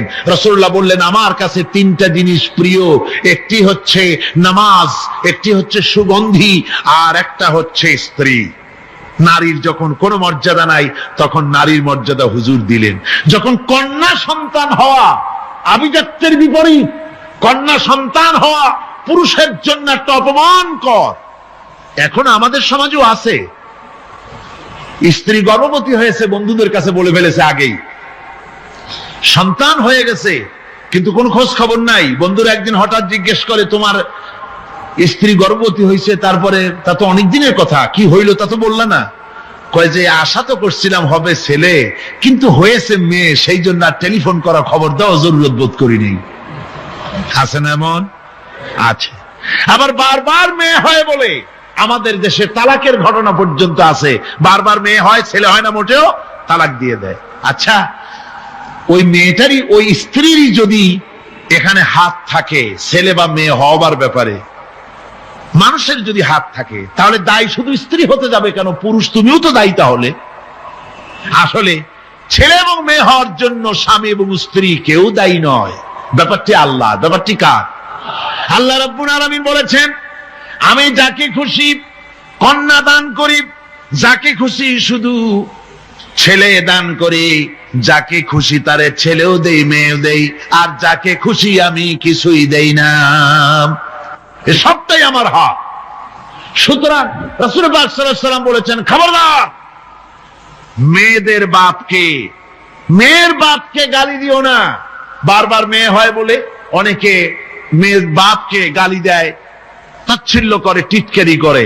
হুজুর বলেছেন মেয়ের বাপকে বিদ্রুপ করো না, গালি দিও না, যেহেতু আমি মুহাম্মদ সাল্লাল্লাহু আলাইহি ওয়াসাল্লাম মেয়েদের বাপ। রাসূল পাক সাল্লাল্লাহু আলাইহি ওয়াসাল্লাম বলেছেন, যে ঘরে একটা কন্যা সন্তান জন্মগ্রহণ করে, যে ঘরের ভিতরে একটি কন্যা সন্তান জন্মগ্রহণ করে, ওই ঘরের ভিতরে আল্লাহ রাব্বুল আলামিনের রহমতের ফেরেশতা ঢুকে সালাম দেয় আর বলে, আসসালামু আলাইকুম ইয়া আহলাল বাইত, হে ঘরের মালিকেরা, তোমাদের উপরে আল্লাহর রহমত বর্ষিত হোক। রহমতের ফেরেশতারা ঘরের ভিতরে প্রবেশ করে কন্যা সন্তানটির মাথার উপরে হাত বুলায় আর বলতে থাকে, এই দুর্বল দেহ একটি দুর্বল দেহের ভেতর থেকে বেরিয়ে এসেছে, এই কন্যা সন্তানটিকে যে লালন পালন করবে আল্লাহ রাব্বুল আলামিন তাকে শান্তিতে রাখবেন। রাসূল পাক সাল্লাল্লাহু আলাইহি ওয়াসাল্লামের কাছে একজন এসে বলছি, ইয়া রাসূলুল্লাহ, আমার এক মেয়ে। হুজুর কয়, তোমার এক বেহেশত। আর একজন বলল, হুজুর আমার দুই মেয়ে। কয়, তোমার দুই বেহেশত। এরকম হাদিস আছে নাকি যে একজন বললো আমার এক ছেলে আর হুজুর বলছেন তোমার এক বেহেশত? বেসটা একটু বাড়ান, হালকা দিলে।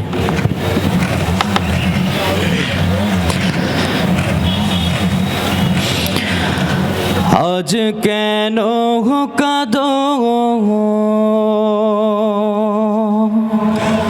দুঃখিনী মাগো, আজ কেন নিশি জাগো, কিসের লাগিয়া সেজদাতে পড়িয়া,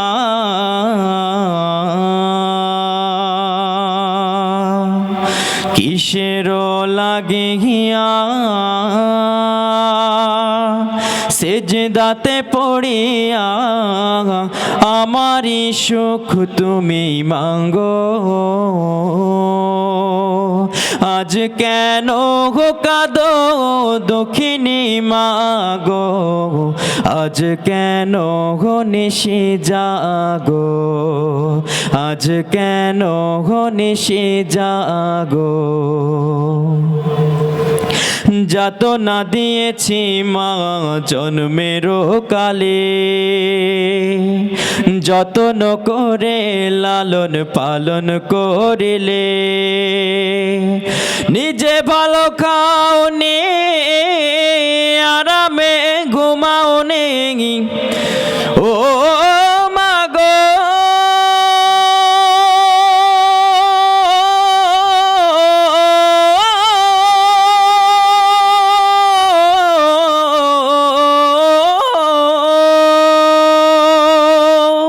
নিজে ভালো খাওনি আরামে ঘুমাওনি, নিজে ভালো খাওনি আরামে ঘুমাওনি, সুখে দুঃখে আমারে দিয়াছ সঙ্গ, আজও মায়ের কান্দন হইল না শান্ত।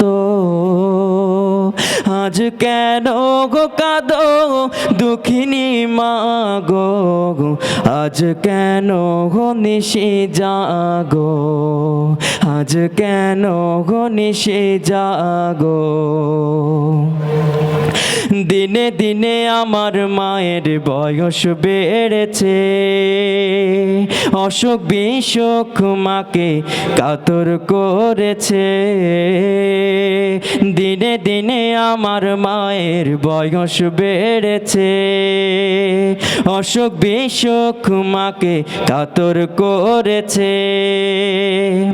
ও মায়ের সন্তান কি দিলে তার প্রতিদান, ও মা গো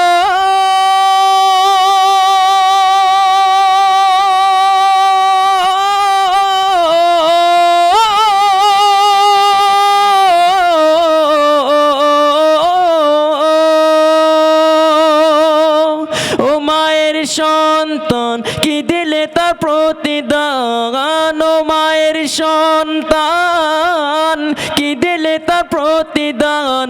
আল্লাহ আমার সন্তানের শান্তি দিও গো, আজ মায়ের কান্দন হইল না শান্ত। আজ কেন কাঁদো দুঃখিনী মা গো, আজ কেন নিশে জাগো, আজ কেন নিশে জাগো, আজ কেন নিশে জাগো, আজ কেন নিশে জাগো। ও